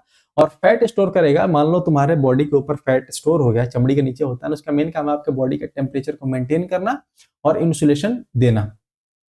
ये स्किन के हमारे नीचे होता है और किडनी के आसपास भी होता है। तीसरा है डेंस या regular tissue. Dense regular tissue, ये फाइबर जैसा होता है, फाइबर जैसा होता है। इसका मेन काम है स्ट्रेंथ और फ्लेक्सिबिलिटी देना, जैसे टेंडन, लिगामेंट। टेंडन क्या होता है? टेंडन है मसल को बोन से जोड़ता है, और लिगामेंट जो है बोन को बोन से जोड़ता है। ये स्टार मार्क कर लो, तुमसे यही पूछा जाता है। टेंडन, टेंडन क्या करता है? मसल को बोन से, और इसको याद रख सकते हो TBM। क्या याद रख सकते हो? TBM। तो मसल, बोन को मसल से कौन जोड़ता है? टेंडन। और बोन को बोन से कौन जोड़ता है? लिगामेंट। ठीक है, इसके अलावा आता है कार्टिलेज। कार्टिलेज जैसे तुमने देखा होगा, नाक का जो हड्डी होता है आगे वाला टिप वाला, वो मुलायम होता है। कान की जो हड्डी होती है वो मुलायम होती है। तो मुलायम जो हड्डी होती है वो कार्टिलेज कहलाती है। देख रहे हो आप, नोज पर या कान की हड्डी में पाया जाता है। ट्रैकिया में पाया, जो गला है ना तुम्हारा, ये लंबा सा जिसमें 16 रिंग बने हुए हैं। ठीक है, तो वहां पर भी पाया जाता है। और एक होता है बोन। बोन यानी हड्डी, सबको ही पता है ये क्या होता है। ये कैल्शियम और फास्फोरस से मिलकर के बना हुआ होता है मेनली, ध्यान रखना ये। इसके अलावा ब्लड, ब्लड हम काफी डिटेल में अभी आगे पढ़ेंगे, तो इसको हम रहने देते हैं। एक होता है लिम्फ। लिम्फ होता है कलरलेस फ्लूइड, जैसे ब्लड लाल होता है ना, लिम्फ ऐसा होता है जो लिक्विड तो है लेकिन कलरलेस होता है, कोई रंग नहीं होता है, रंगहीन होता है। इसका मेन काम होता है फैट को एक जगह से दूसरी जगह ले जाना और बीमारियों से लड़ने में काफी मदद करता है। कुछ स्पेशलाइज्ड कनेक्टिव टिश्यू देख लो, जैसे बोन मैंने बता दिया आपको, कार्टिलेज, ब्लड, लिम्फ तो बता ही दिया। टेंडन यहां पर देख सकते हो, यह है टेंडन। टेंडन क्या कर रहा है, मसल और बोन, देख रहे हो, मसल और बोन को कनेक्ट कर रहा है। लिगामेंट क्या कर रहा है, लिगामेंट बोन और बोन दोनों साइड बोन बोन को जोड़ रहा है, ठीक है, तो ये आपको ध्यान रखना है। चलो कनेक्टिव टिश्यू हो गया, कनेक्टिव टिश्यू में जरा हम ब्लड पढ़ते हैं, यही सबसे मेन टॉपिक है आज का, ठीक है। सो ब्लड की बात करें तो सबसे पहली बात यह है कि ब्लड एक तरीके का क्या है, कनेक्टिव टिश्यू है, ये आपको ध्यान रखना है, तुमसे यही पूछ लिया जाएगा ब्लड क्या है, कनेक्टिव टिश्यू है। ब्लड का काम क्या है, देखो ब्लड एक तो लिक्विड होता है, तो लिक्विड है तो उसका काम ये होता होगा कि पूरे बॉडी में कोई चीज को ट्रांसपोर्ट करना, क्योंकि ब्लड ही ऐसा पार्ट है जिसको हम बॉडी फ्लूइड कह देते हैं और पूरे बॉडी के एक एक पार्ट में ये प्रेजेंट है। तो एक एक पार्ट में प्रेजेंट है मतलब एक आदमी का लिंक शरीर के हर पार्ट से है, तो उससे हम क्या कर सकते हैं, इस्तेमाल करके मैसेज पहुंचा सकते हैं, शरीर के हर पार्ट में किसी चीज को भेज सकते हैं, तो ट्रांसपोर्ट करने का काम ये कर देता है, ठीक है। अब देखो ब्लड के ना दो कंपोजिशन होते हैं, दो मेन कंपोजिशन है, एक का नाम है प्लाज्मा और दूसरे का नाम है ब्लड सेल, ठीक है। प्लाज्मा होता है, तुम्हें पता है कि जब ब्लड तुम्हारे हाथ में कट लग जाए या कोई घटना घट जाए तो क्या हो जाता है, ब्लड निकलता है, और ब्लड निकलते निकलते क्या निकलता ही रहता है, नहीं निकलता ना, एक समय के बाद रुक जाता है। क्यों रुकता है, तुम्हें पता है कि अगर वो सिर्फ लिक्विड होता, पानी पानी जैसा होता तो रुकता ही नहीं, पूरा का पूरा निकल जाता। तो इससे पता क्या चलता है कि उसमें लिक्विड के अलावा और सॉलिड मटेरियल भी है और भी पार्ट है। तो जो लिक्विड पार्ट है उसको हम प्लाज्मा कह देते हैं। लिक्विड पार्ट कितना होता है, तकरीबन 55 से 60% के आसपास होता है, जिसमें सबसे ज्यादा पानी होता है, वाटर होता है, और उसके अलावा कुछ प्रोटीन वगैरह भी पाए जाते हैं। दूसरा जो पार्ट होता है वो होता है ब्लड सेल, ये सॉलिड पार्ट होता है जो कि प्लाज्मा में क्या होता है, घुला हुआ होता है, ठीक है। और इसके कई सारे फंक्शन होते हैं, अभी हम देखेंगे, आ जाओ के करके थोड़ा समझने की कोशिश करते हैं। ब्लड का जो ओवरऑल काम है, तो मेन काम तो यही कि ट्रांसपोर्ट करना। क्या ट्रांसपोर्ट करता है, जैसे तुम्हें पता है कि तुम्हारे शरीर के हर कोशिका को, चाहे वो पैर में हो, चाहे वो माथे पर हो, चाहे वो हाथ में हो, चाहे वो पेट में हो, हर कोशिका को क्या चाहिए, ऑक्सीजन चाहिए। और हर कोशिका के पास क्या है, कार्बन डाइऑक्साइड है, तो कार्बन डाइऑक्साइड को निकालकर बाहर ले आना है और ऑक्सीजन को ले आकर के हर सेल में पहुंचाना है, तो ये काम ब्लड कर देता है। इसके अलावा जो तुम खाना खा रहे हो उससे जो न्यूट्रिशन मिल रहा है, जो जो मिनरल्स मिल रहा है, उसको भी हर कोशिका तक पहुंचाना है, और हर कोशिका तक जाने का रास्ता एक ही है, एक ही है जिसका सबके साथ बढ़िया उठना बैठना होता है। कौन है वो है खून, रक्त या ब्लड, ठीक है। सारी चीजों को एक जगह से दूसरी जगह पहुंचाने का काम वो करता है। प्रोटेक्शन का काम कर देता है, किसी ने हमला कर दिया, कोई बीमारी हो गई, तो उसके लिए इसने WBC रख रखा है कि भाई हमला करने के लिए सैनिक हमारे पास, जिसका नाम है WBC। अभी हम देखेंगे। रेगुलेशन में हेल्प करता है, जैसे बॉडी टेम्परेचर, पीएच में काफी मदद करता है। होमियोस्टेसिस मतलब हमारे बॉडी के जो एनवायरमेंट है, प्रॉपर टेम्परेचर, बाकी सारी चीजें उनको मेंटेन करने में मदद कर देता है। हमारे बॉडी का जो वजन है ना, उसका 7 से 8% बॉडी वेट का हमारा ये क्या पाया जाता है, ब्लड पाया जाता है। तकरीबन 5 से 6 लीटर औसतन देख लेना, यही आएगा, ठीक है। और ब्लड का जो पीएच होता है वो 7.4 के आसपास होता है, ये भी आपको ध्यान रखना है। WBC और RBC अभी हम इनको पढ़ेंगे, और प्लेटलेट्स, ये तीनों मेन इसके कंपोनेंट होते हैं, अभी हम देखते हैं, ठीक है। अभी हम देखते हैं, आ जाओ। ब्लड सेल की अगर हम बात करें तो ब्लड सेल के भी 3 कंपोनेंट होते हैं, 3 तरह के होते हैं ब्लड सेल। पहले का नाम है RBC यानी रेड ब्लड सेल, दूसरे का नाम है रेड ब्लड सेल या रेड ब्लड कर्पसल, दोनों एक ही बात होता है। WBC की बात करें तो व्हाइट ब्लड सेल या व्हाइट ब्लड कर्पसल, दोनों एक ही बात होता है, ठीक है। और तीसरा जो पार्ट है वो है प्लेटलेट्स। देखो एरिथ्रो शब्द जहां भी आएगा, जब भी किसी बायोलॉजी के शब्द में एरिथ्रो शब्द देखना, तो उसका मतलब सबसे पहले आना चाहिए रेड। क्या है, रेड, ठीक है। और साइटो का मतलब मैंने बताया था आपको सेल, तो ऐसा सेल जो रेड है तो RBC। अच्छा, ये जो RBC है वो बाइकनकेव होता है, इसमें कोई न्यूक्लियस नहीं होता है, हीमोग्लोबिन होता है, हम आगे देखेंगे, और इसका मेन काम ऑक्सीजन को पहुंचाना होता है। WBC का काम क्या होता है, ये सारी चीजें हम एक एक करके देखते हैं और समझते हैं जरा, ठीक है। आ जाओ। सबसे पहला कौन सा है, वो है हमारा RBC, ठीक है, RBC। इसका दूसरा नाम red blood cell, red blood corpuscle या एरिथ्रोसाइट कह देते हैं। रेड ब्लड सेल का सबसे मेन काम 2 काम है। पहला ये कि ब्लड को लाल रखना, ठीक है, ब्लड को लाल क्यों, क्योंकि इसके पास एक पिगमेंट पाया जाता है जिसका नाम है हीमोग्लोबिन। खूब सुना होगा आपने, हीमोग्लोबिन, हीम शब्द है, हीम शब्द, तो हीम शब्द आते ही ध्यान में आना चाहिए, इसके पास होता है आयरन। क्या होता है, आयरन। हीमोग्लोबिन में, ब्लड के अंदर है हीमोग्लोबिन, हीमोग्लोबिन के पास क्या है, आयरन। और ये आयरन का काम क्या होता है, ये ऑक्सीजन को पकड़ता है, जो भी ब्लड में जा रहा है ऑक्सीजन, उस ऑक्सीजन को पकड़ करके जिस कोशिका में पहुंचाना है वहां ले करके पहुंचा देता है। तो आरबीसी वो मोटा मोटी क्या काम कर रहा है, ऑक्सीजन को पहुंचाने का काम कर रहा है, ट्रांसपोर्ट करने का काम कर रहा है। क्यों कर रहा है, क्योंकि उसके पास है हीमोग्लोबिन। हीमोग्लोबिन क्यों कर पा रहा है, क्योंकि हीमोग्लोबिन के पास है आयरन। यही आयरन ऑक्सीजन को पकड़ करके वहां पर पहुंचा देता है। समझ आ गई बात? ठीक है, अब आगे देखो, आगे बढ़ते हैं। इसके शेप की अगर हम बात करें, जैसे तुम ब्लड कई बार चखते हो ना, कट जाए तो होंठ पे लगाते हो ना, या मुंह से उसको दबाते हो, तो क्या हो जाता है, देखते हो कि उसमें लोहे जैसा टेस्ट आ रहा है। क्यों? क्योंकि उसमें है हीमोग्लोबिन, और हीमोग्लोबिन में क्या है, हीम में क्या है, आयरन, इसीलिए लोहे का टेस्ट आता है। करके देख लेना कभी। चलो, आरबीसी का जो शेप होता है, आकृति होती है, वो कैसी होती है जरा समझना। ये होता है बाइकनकेव। कैसा होता है? बाइकनकेव। ठीक है, मतलब दोनों साइड से ऐसे धसा धसा सा हुआ होता है, दोनों तरफ से अवतल होता है। ठीक है, उसकी वजह से क्या होता है, इसका सरफेस एरिया बढ़ जाता है। इसके अंदर कोई न्यूक्लियस नहीं होता, ध्यान रखना, सिर्फ दो में होता है, वो है कैमेल और लामा। कैमेल और लामा, उनमें होता है न्यूक्लियस। ठीक है, इसका कलर जो होता है, ये कलर कैसा होता है, रेड होता है। कैसा होता है? रेड होता है। ठीक है, ये आपको ध्यान रखना है। कलर कैसा होता है? रेड होता है। ठीक है, किसके कारण होता है? हीमोग्लोबिन के कारण होता है। साइज की बात करें, डायमीटर इसका 7.5 माइक्रोमीटर होता है, इंपॉर्टेंट नहीं है। लाइफ स्पेन की बात करें तो 20 से लेकर के 120 दिन तक इसका लाइफ स्पेन होता है। और एक बात सबसे इंपॉर्टेंट है, स्टार मार्क कर लो, ये पूछा जाता है कि अगर ये इसका जो बनने का जो प्रक्रिया, या कहाँ बनता है, बोन मैरो में। बोन मैरो क्या होता है? हड्डी के अंदर जो होता है ना, एक देखा होगा आपने, जो नॉनवेज खाते हैं, सारे हड्डियों के अंदर एक मैरो पाया जाता है। ठीक है, सॉलिड पार्ट पाया जाता है, उसको हम बोन मैरो कह देते हैं। उसके अंदर बनता है आरबीसी, डब्ल्यूबीसी और ये सब चीजें। ठीक है, तो वहीं पर ये आरबीसी भी बनता है। अच्छा, एक पार्ट होता है स्प्लीन। अगर ये आरबीसी गलती से भी चला गया स्प्लीन के पास, तो ये है आदमखोर। ये क्या कर देता है? आरबीसी को खा जाता है, नष्ट कर देता है। इसलिए स्प्लीन को हम ग्रेवयार्ड या आरबीसी का कब्रिस्तान कह देते हैं। ठीक है, या शमशान कह देते हैं। समझ आएगी बात? चलो आगे बढ़ जाते हैं, आगे बढ़ जाते हैं, आगे बढ़ के देखते हैं और चीजें। हीमोग्लोबिन मैंने आपको बता दिया कि मेन कंपोनेंट इसका होता है हीमोग्लोबिन, जिसके पास होता है आयरन। इसके कारण वो रेड भी दिखता है और ऑक्सीजन को कैरी भी कर सकता है। ये सारी बातें मैंने आपको बता दी। एक बात और इंपॉर्टेंट है, देखो, कार्बन मोनोऑक्साइड, सीओ।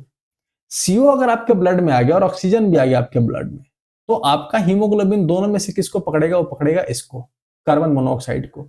मतलब जो आपका हीमोग्लोबिन है, एचबी हम हीमोग्लोबिन पे दिखाते हैं, इसका सीओ के प्रति, ये पहला प्यार है इसका। ठीक है, तो इसके प्रति आकर्षण बहुत ज्यादा होता है।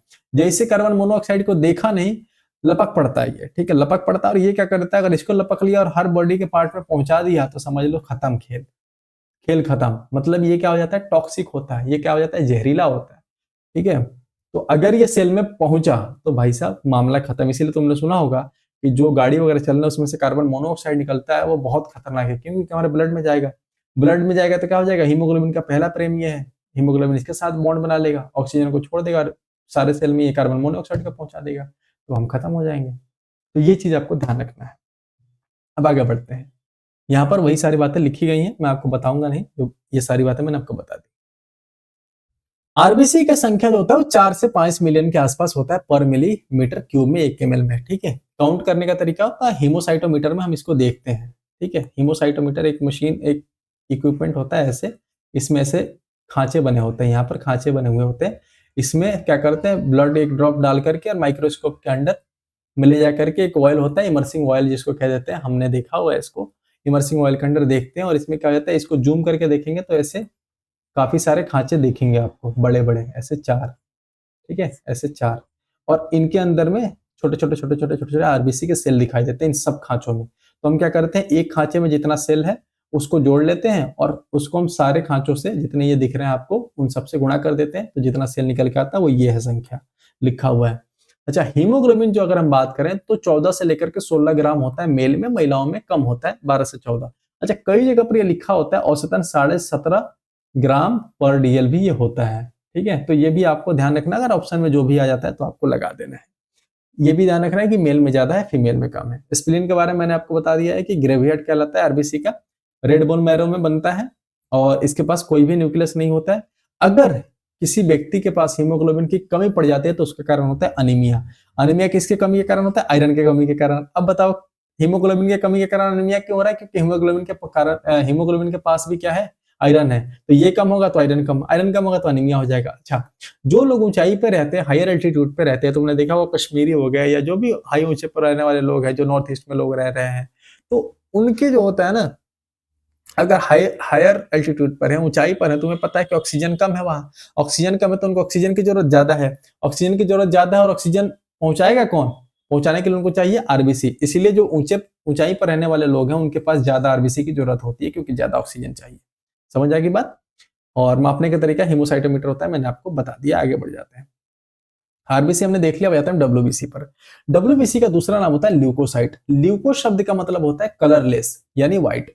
तो व्हाइट कलर होता है, व्हाइट ब्लड सेल नाम से पता चल रहा है। और ये न्यूक्लिएटेड होता है, इसमें न्यूक्लियस होता है। आरबीसी में न्यूक्लियस नहीं होता है, ठीक है। और इस न्यूक्लियस के कारण इसको एक फायदा होता है। ये क्या हो जाता है? ये हो जाता है आपके लिए, मतलब मजबूती का काम करता है, या आपके बीमारियों से लड़ने में हेल्प करता है। व्हाइट ब्लड सेल क्या है? डिफेंडिंग है, आपका सेना है आपके शरीर का, ठीक है। कोई भी हमला होगा तो ये तैयार रहेगा लड़ने के लिए। कौन? डब्ल्यूबीसी। इसीलिए तुमने देखा होगा सीबीसी जब होता है, कंप्लीट ब्लड काउंट जो टेस्ट होता है, उसमें देखा जाता है डब्ल्यूबीसी बढ़ा है कि घटा है। डब्ल्यूबीसी अगर बढ़ गया है तो माना जाता है कि इन्फेक्शन हो गया, किसी का हमला हुआ है, तभी इनकी संख्या बढ़ गई है और ये जवाब दे रहे हैं अंदर में, ठीक है। तो हम मान लेते हैं कि इन्फेक्शन हो गया है। और अगर नहीं बढ़ा होता है तो हम कहते हैं कि नहीं भाई साहब, ठीक है, ठीक है। चलो आगे बढ़ जाते हैं, आगे बढ़ जाते हैं। आगे बढ़ते तो देखिए इसका कलर कैसा हो जाता है, पहले ही बता दिया, कलरलेस होता है। न्यूक्लियस प्रेजेंट होता है, शेप इरेगुलर होता है, संख्या 6000 से 8000 पर मिलीमीटर क्यूब होती है। और आगे और बताया तो इसका लाइफ जो होता है, ये कुछ घंटों से लेकर के कुछ दिन, हफ्ता 10 दिन तक ये जीता है, ठीक है। हफ्ता 10 दिन तक जीता है ये। चलो, फंक्शन है डिफेंस और इम्यूनिटी में ये काम कर देता है। अब इसके टाइप्स की बात करें तो टाइप्स दो तरह के होते हैं, ठीक है। टाइप्स क्या होते हैं? दो तरह के होते हैं। कौन कौन से? कौन कौन से? एक है ग्रेनुलोसाइट और दूसरा है क्या? एग्रेनुलोसाइट, ठीक है। ग्रेनुलोसाइट और एग्रेनुलोसाइट, ठीक है। ध्यान से देखना, ग्रेनुलोसाइट और एग्रेनुलोसाइट का क्या मतलब है। देखो, ग्रेन्यूल्स, ग्रेन्यूल्स का मतलब होता है दाना दाना सा। ये जो दिख रहा है ना आपको, इसमें यहाँ दिख रहा होगा छोटे छोटे दाने दाने दाने दाने से दिख रहे होंगे, इसमें भी दिख रहे होंगे आपको दाने दाने से छोटे छोटे छोटे छोटे। तो इसमें भी दिख रहे होंगे दाने दाने से छोटे छोटे छोटे, लेकिन इसमें नहीं दिख रहा होगा, इसमें नहीं दिख रहा होगा, इसमें हल्का दिख रहा होगा लेकिन नहीं होता है। इन दोनों में नहीं होता है, मेनली ये तीनों में होता है जो पिंक पिंक से दिख रहे हैं। तो अगर किसी में दानेदार कुछ स्ट्रक्चर दिख रहा है तो ग्रेन्युलोसाइट होता है। क्या कहलाता है? ग्रेन्युलोसाइट कहलाता है। और अगर किसी में दाना प्लेन दिख रहा है तो ए ग्रेन्युलो, ये मतलब नॉट, ठीक है। अब अगर हम बात करें, अलग अलग इनको बांटा गया है, तो ग्रेन्युलोसाइट में तीन होते हैं। कौन कौन होते हैं? बेन, कौन? बेन, ऐसे याद रखो, BEN, B E N, BEN. B से बेसोफिल, ई से यूसोनोफिल और एन से न्यूट्रोफिल। न्यूट्रोफिल क्या होता है? ये बैक्टीरिया को खाता है और उसको खत्म कर देता है, इसलिए फाइगोसाइटोसिस होता है, पहली बात। और ये सबसे ज्यादा कोई पाया जाता है तो वो न्यूट्रोफिल ही होता है। डब्ल्यूबीसी का वैसा टाइप जो सबसे ज्यादा पाया जाता है वह न्यूट्रोफिल, याद रखना है। योसिनोफिल की बात करें तो ये क्या करता है? अगर कोई एलर्जी है या कोई हमला हो गया है, पैरासाइट आ गया है, तो उससे लड़ने में ये मदद कर देता है, खास करके एलर्जी के लिए काफी ज्यादा है। बेसोफिल हिस्टामिन और हिपेरिन निकालता है। जब इन्फ्लेशन हो जाए, कहीं सूजन हो जाए या कहीं पस्ट वगैरह जमा हो जाए तो उस केस में ये आता है बेसोफिल, काफी कम होता है। एक ग्रेनुलोसाइट में दो होते हैं, लिम्फोसाइट और मोनोसाइट। लिम्फोसाइट की बात करें तो ये एंटीबॉडी प्रोड्यूस करता है, स्टार मार्क कर लो, एंटीबॉडी प्रोड्यूस करता है, बी और टी, ठीक है, अभी हम देखेंगे। और ये कहां पाया जाता है? लिम्फ में और ब्लड में पाया जाता है। मोनोसाइट की बात करें तो मोनोसाइट सबसे बड़ा होता है, ये भी स्टार मार्क कर दो। सबसे बड़ा डब्ल्यूबीसी कौन होता है? मोनोसाइट। और ये फेगोसाइटिक होता है, मतलब किसी जर्म को, किसी बैक्टीरिया को, किसी कीटाणु को अंदर आने पर उसको खा जाता है, ठीक है, और आपको बीमार होने से बचाता है। समझ आ गई बात? ये आप चित्र में देख सकते हो, ठीक है।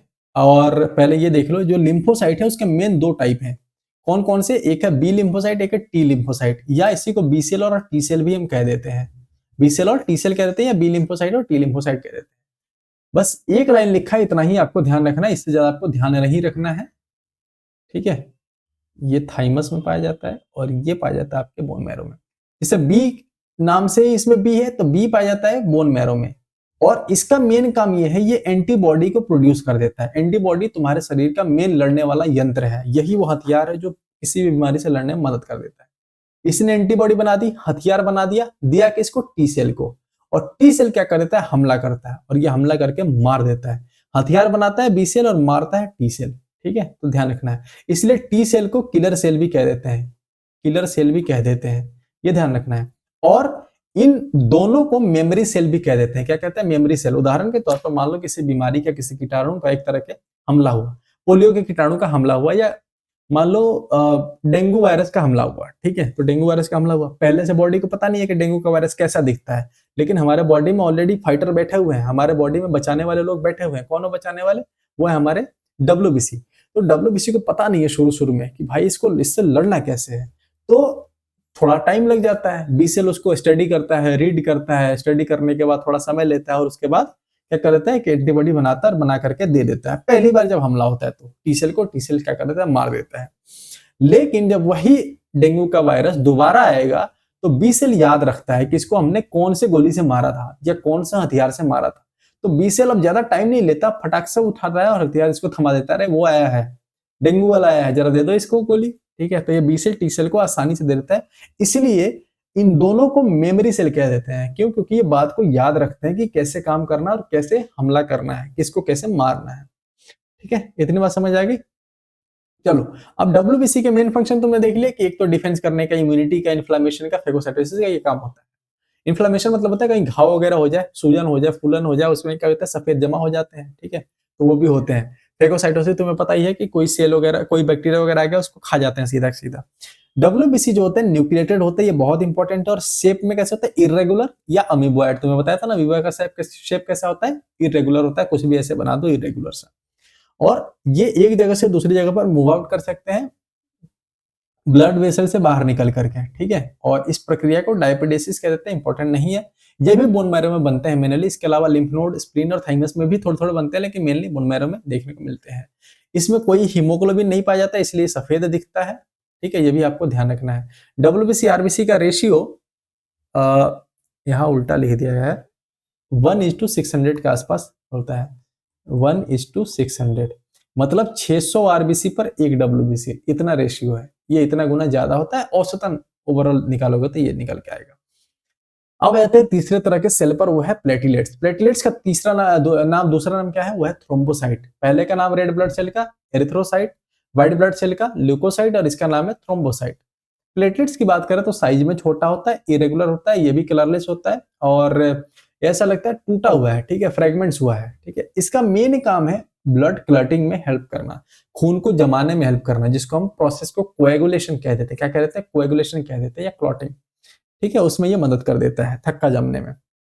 इसका ओरिजिन की बात करें तो इसका ओरिजिन भी होता है बोन मैरो में। कहाँ होता है इसका ओरिजिन? बोन मैरो में। बोन मैरो के पास एक मेगा कैरियोसाइट, इंपॉर्टेंट नहीं है, बस बोन मैरो ध्यान रखना है। सबका कहाँ हो रहा है? मेनली बोन मैरो में। इसका शेप कैसा होता है? छोटा होता है, डिस्क जैसा होता है। कैसा होता है? डिस्क जैसा होता है, फ्रेगमेंट होता है, टुकड़े में होता है। इसमें भी न्यूक्लियस नहीं होता, सिर्फ न्यूक्लियस होता है डब्ल्यूबीसी में। इसकी संख्या होती है 2.5 से लेकर 4 लाख तक। तुम देखते हो ना, अगर कोई डेंगू हो जाए या फिर क्या कहते हैं टाइफाइड हो जाए, तो उसमें हम प्लेटलेट्स काउंट देखते हैं। अगर ये घट रहा है तो मान लेते हैं, या बढ़ रहा है तो इन्फेक्शन हुआ है। इसका लाइफ स्पेन 7 से 10 दिन तक होता है, और ये भी स्प्लीन में जाने के बाद डिस्ट्रॉय हो जाता है, नष्ट हो जाता है, ठीक है। मेन फंक्शन ब्लड क्लॉटिंग का है, और ब्लड लॉस होने से बचाता है, ज्यादा खून ना निकल जाए। और कोई टिश्यू डैमेज हो जाता है तो उसको मरम्मत करने में भी हेल्प करता है। अच्छा, ब्लड क्लॉटिंग कराने के लिए इसके पास है थ्रोम्बोप्लास्टिन। हम आगे देखेंगे यही थ्रोम्बोप्लास्टिन काफी ज्यादा हेल्पफुल होता है। अभी हम आगे देखेंगे, थोड़ी देर के लिए इसको छोड़ दो। इसके इंपॉर्टेंट फंक्शन मैंने आपको बता दिए कि सेल फ्रेगमेंट्स में होते हैं, और एक प्रक्रिया होता है थ्रोम्बोसाइटोपिनिया। ये कब होता है? जैसे मान लो पिनिया शब्द जब भी आता है तो समझ लेना कम, घट गया है। तो जब प्लेटलेट्स घट जाता है तो इसको हम थ्रोम्बोसाइटोपिनिया कह देते हैं, ठीक है। कई बार होता है, जैसे मान लो कई बार ब्लीडिंग हो जाए, एक्सेस ब्लीडिंग हो जाए तो भी हो सकता है। कई बार डेंगू के केस में हो जाता है, ठीक है। नॉर्मली जो रेंज होता है वो ये होता है, आप देख सकते हो। और इस प्लेटलेट्स के पास कई बार केमिकल्स होते हैं, सीरोटोनिन, थ्रोम्बोप्लास्टिन, जो कि इसको मदद करते हैं जमने में, ब्लड को क्लॉट कराने में। अब एक दो बातें और जान लो यहाँ पर, तब हम ब्लड क्लॉट को समझ पाएंगे अच्छे से, और ब्लड के ग्रुप्स को भी हम समझेंगे। एक होता है एंटीजन और एक होता है एंटीबॉडी। खूब सुना होगा आपने, थोड़ा समझना अच्छे से। देखो होता क्या है कि जैसे मान लो ये तुम्हारे बॉडी का सेल है, बॉडी का सेल है, ठीक है। और ये कौन है? ये कोई बाहरी है, बाहरी है, ठीक है। बाहरी कोई माइक्रो ऑर्गेनिज्म है, या मान लो क्या है, बैक्टीरिया वगैरह कुछ है। तो अगर मान लो कोई बाहर का कीटाणु, कोई विषाणु, रोगाणु, जो भी कह लो इसको, कोई हमलावर है, ठीक है, हमलावर है, तो इस हमलावर को हम कह देते हैं एंटीजन। क्या कह देते हैं? एंटीजन। मतलब कौन है? ये बाहर से आ रहा है, कोई बाहर से आक्रमण कर रहा है मेरे बॉडी सेल पर, तो कहलाता है हमलावर को एंटीजन, ठीक है। और इसके बदले में जो हमारे अंदर सेना बैठी है, जो इसके खिलाफ लड़ रही है, उसको हम कह देते हैं क्या? एंटीबॉडी। क्या कह देते हैं? एंटीबॉडी। इसको मैं ए बी लिख देता हूं और इसको शॉर्टकट में हम एजी लिख देते हैं। समझ आ गई बात? जो हमला करने वाला है वो एंटीजन और जो हमको बचाने वाला है वो है एंटीबॉडी, ठीक है। एक और बात याद रखना है कि कई बार ये एंटीजन हमारे आरबीसी के ऊपर एक प्रोटीन होता है, एंटीजन प्रोटीन, वहां पर भी ये प्रेजेंट होता है नॉर्मली। ये कोई इन्फेक्शन वगैरह नहीं करता, लेकिन कोई बीमारी, कोई पैथोजन आ जाए ना, पैथोजन होता है वैसा विषाणु, वैसा वैसा माइक्रो ऑर्गेनिज्म, सूक्ष्म जीव, जो कि बाहर से हमारे अंदर आता है और हमारे अंदर कोई बीमारी पैदा करता है। तो बीमारी पैदा करने वाले सूक्ष्म जीव को या कीड़ों को, कीटाणुओं को हम क्या कहते हैं? पैथोजन, ठीक है। और उसके वजह से क्या होता है? हमारा इम्यून रिस्पॉन्स जो है, जो प्रतिरक्षा करने की हमारी जो प्रतिक्रिया है, वो ट्रिगर हो जाती है, वो जागरूक हो जाती है, और वहां से क्या निकलता है? एंटीबॉडी हथियार निकालता है और एंटीजन को के साथ जाकर के टकराता है, ठीक है। ये कहाँ पाया जाता है? मैंने बताया, या तो आरबीसी के सरफेस पर, या कोई बाहर से आएगा और वो आकर के इसको ट्रिगर करेगा। और हम अभी देखेंगे ब्लड ग्रुप जो होता है ए बी आर एच, उनमें भी ये पाया जाता है। जैसे ब्लड ग्रुप ए है, ये ब्लड ग्रुप में एंटीजन ए, जो ही एंटीजन होगा वही ब्लड ग्रुप, जो एंटीजन वो ब्लड ग्रुप। जैसे B antigen B blood group, ठीक है। अब दूसरा जो आता है वो एंटीबॉडी। ये काफी इंटरेस्टिंग है। एंटीबॉडी कौन है? तुम्हारे अंदर का बैठा हुआ सैनिक। तो सैनिक को थोड़ा समझना जरूरी है कि इसमें गुण क्या है, इसके अच्छाइयां क्या है, खराबियां क्या है, वो सब जानो, तभी तो मरम्मत कर पाओगे। ये है तुम्हारा असली सिपाही, कौन है? एंटीबॉडी। एंटीबॉडी का दूसरा नाम होता है इम्यूनोग्लोबुलिन। इसको लिखते हैं आईजी से, ठीक है। ये देखने में वाई जैसा होता है। कैसा होता है? वाई जैसा, ऐसा, ठीक है। ये वाई जैसा दिखता है और ये एक तरीके का प्रोटीन होता है, ठीक है। इसका मेन काम क्या है? मैंने बताया ना आपको कि अगर कोई बाहर से हमला हुआ है, एंटीजन आया है, तो उसके खिलाफ उसको बाइंड कर लेना, पकड़ लेना कि इधर आ, इधर आ जरा, मैं तुझे बताता हूँ। इसको ये पकड़ लेता और इसको निपटा देता है। तो इसका मेन काम यही है एंटीबॉडी का, ठीक है। ये कहाँ पाया जाता है? ये मेनली प्लाज्मा में पाया जाता है, आरबीसी में नहीं पाया जाता है। आरबीसी पर कौन बैठा हुआ है? एंटीजन। अगर वहां पाया जाता है तो उसको निपटा दिया होता है ये, ठीक है। इसका मेन काम है जो फॉरेन बाहर से एंटीजन आ रहे हैं उनके खिलाफ लड़ना, ठीक है। और हर अलग अलग एंटीजन के लिए अलग अलग ये एंटीबॉडी होता है, ध्यान रखना है आपको। जैसे तुम्हें पता है ना कि हर ताले की अपनी एक चाबी होती है, वैसे ही हर एंटीजन का अपना एक एंटीबॉडी होता है। इसीलिए हम कह देते हैं लॉक एंड की मैकेनिज्म पे काम करते हैं। मतलब अलग अलग एंटीजन के लिए अलग अलग एंटीबॉडी चाहिए, सिंपल। अब एक बात ध्यान रखना है कि जो ब्लड ग्रुप है उसका जस्ट उल्टा एंटीबॉडी उसमें होता है। ब्लड में एंटीजन भी होता है, ब्लड में एंटीबॉडी भी होता है। जो एंटीजन वही ब्लड ग्रुप, लेकिन जो ब्लड ग्रुप है उसका उल्टा एंटीबॉडी होता है। जैसे उदाहरण के तौर पर ब्लड ग्रुप ए है तो एंटीबॉडी बी होता है, ब्लड ग्रुप बी है एंटीबॉडी ए होता है, ठीक है। उल्टा वाला होता है। अच्छा, ब्लड ग्रुप ए बी है तो एंटीबॉडी कोई भी नहीं होता है, कोई भी एंटीबॉडी नहीं है इसमें, तो ये सबसे कमजोर होता है। समझ रहे हो ना? अगर इसमें कोई हमला किया तो ये निपट जाएंगे, ठीक है। और हाँ, इधर से कोई बचाव करने वाला नहीं है, इसलिए कोई भी आकर के हमला कर सकता है, कोई भी इसको दे सकता है। इसलिए यूनिवर्सल रिसिपिएंट कहलाता है कौन? ए बी, क्योंकि इसके पास एंटीबॉडी नहीं है, कोई बचने वाला ही नहीं है। तो कोई आए दे, कोई आए इस पर हमला करे, कोई दिक्कत नहीं है, कोई आकर के इसको दे सकता है, ये किसी से भी रिसीव कर सकता है। अच्छा, ब्लड ग्रुप जो ओ है, ओ के पास दोनों एंटीबॉडी हैं, दोनों हथियार हैं। तो भाई कोई ये जिसको चाहेगा उसको डोनेट करेगा, सब इसको डोनेट नहीं कर सकते। जो भी डोनेट करने आएंगे वो निपटा देगा। जैसे ए आ गया तो ए को निपटा दे, बी आया तो बी को निपटा देगा। ओ वाला सिर्फ ओ वाले का ही सुनेगा, सिंपल बात है, ठीक है। ओ वाला सिर्फ ओ वाले का ही सुनेगा। चलो, अब आ जाते हैं, जरा हम एंटीबॉडी का स्ट्रक्चर को देख लेते हैं। ये देखो, ये है एंटीबॉडी का स्ट्रक्चर, देख रहे हो आप? आपको दिख रहा होगा वाई शेप में, ये दिख रहा है आपको। अब इसमें आपको दो चेन दिख रहे होंगे, ये एक पीला वाला चेन और ये एक लाल वाला चेन। लाल वाला चेन जो दिख रहा है, मतलब ये एक डंडा दिख रहा होगा, ये छोटा दिख रहा होगा, और पीला वाला बड़ा दिख रहा होगा। ये जो छोटा डंडा है ना, इसको हम कहते हैं लाइट चेन। क्या कहते हैं? Light chain. और ये पीला वाला जो मेन डंडा है, इसको हम कहते हैं हेवी चेन। तो दो चेन होते हैं, लाइट चेन और हेवी चेन, दोनों दो दो होते हैं, तो टोटल चार होते हैं, ठीक है। उसके अलावा अगर हम बात करें तो यहाँ पर इस वाले रीजन को हम कह देते हैं क्या? कांस्टेंट रीजन या हिंज रीजन। हिंज मतलब यहाँ पर होता है ज्वाइंट, यहाँ सल्फर सल्फर मिलकर के ज्वाइंट बना लेते हैं, ठीक है। इंपॉर्टेंट नहीं है तो इसको छोड़ सकते हैं, यहाँ कांस्टेंट एरिया होता है। और ये वाला एरिया होता है वेरिएबल रीजन। ये कांस्टेंट इसलिए होता है क्योंकि ये फिक्स होता है, ये नहीं बदलता। इसका जो कंपोजिशन है, जिस चीज से बना है, वो फिक्स रहता है। ये वेरिएबल रीजन, वेरिएबल इसलिए क्योंकि यहाँ पर एंटीजन आकर के बाइंड होता है, ठीक है। तो बाइंड होगा, अलग अलग एंटीजन आएगा, अलग अलग बाइंड करेगा, तो ये हमेशा बदलते रहता है, इसलिए इसका नाम है वेरिएबल। वेरिएबल मतलब बदलने वाला, ठीक है। तो ये देख सकते हो हेवी चेन की बात करें तो 2 आइडेंटिकल चेन होते हैं और इनका मेन काम है क्या कि एंटीबॉडी के क्लास को डिटरमाइन करना और उसके स्ट्रक्चर को सपोर्ट करना, ये मेन है हेवी चेन।